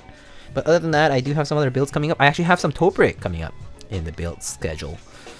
So at some point this month, I think you'll get to see some Topic being built up. I think I have an XRF build coming up. I have a Mercy 65. I have a few other things. Yeah, I think I have a Dolphin for sure. And maybe I'll build a personal board or two at some point. Just try to sneak them into the queue because I would like to build some personal boards too. Yeah. So I think that's about it. The Alex No Toes, yeah, the man with no toes himself. Anyway, Oj, thank you so much for stopping by. I'm glad you got your sticker safely. I actually was kind of concerned that it was not going to make it into holiday season, being kind of weird. And especially with the snow out now. Alright, friends. Well, thank you so much for coming by to see this beauty of a keyboard being built. Let's go and see if there is anybody we should raid.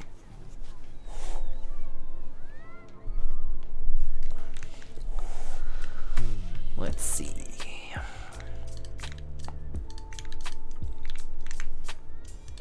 One more sneaky mod test. Okay.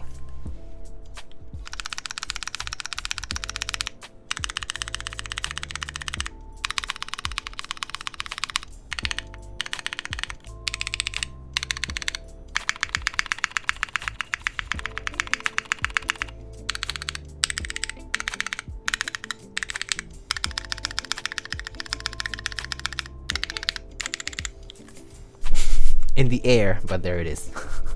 There's your mod test. Alright, let's see who's streaming. Halloween. There's Xing Wang, who is currently doing some WoW stuff.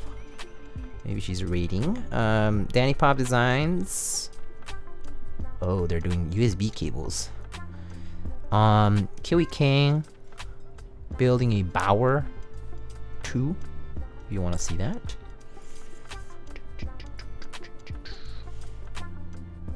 Mech Mauler. Looks like they're lubing switches. More lubing switches. More lubing switches. There's like 6 people doing lubing switches stuff, which I understand. And then Mr. Halloween is currently building F18K, which I believe is a variant of the F18X. Wanna rate Shrimps 247? Shrimps 247. Let me check it out.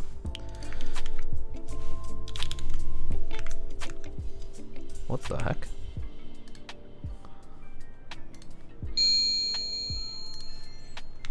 Let's see. Shrimps 247.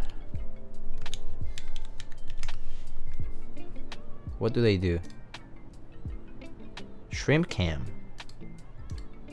You guys want to watch some shrimpies in the bottom of an aquarium? Oh, that kind of looks nasty though. Kind of gives me a little bit of anxiety there. So maybe not. I'll reconsider that. I don't like seeing the little legs. Gives me anxiety, man. Ooh. No. It's like looking at bugs. No. Nope. I'm gonna nope out of that one. Let's go raid Mr. Halloween, I guess.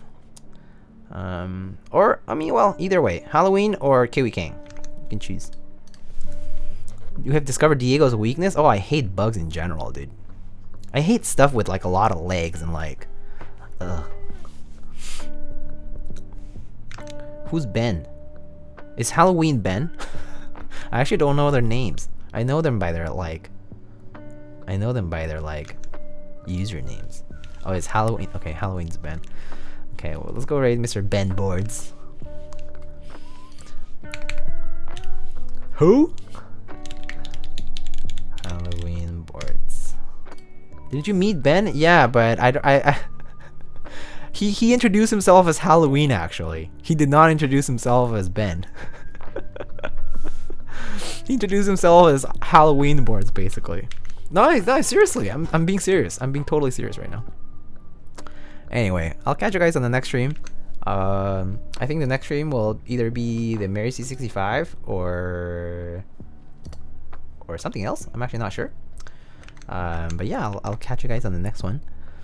Should be another fun build. Zenith, soon TM. I'm sorry. I'll catch up there. Raid message. Oh yeah, who's Ben? Miyago raid. Who's Ben?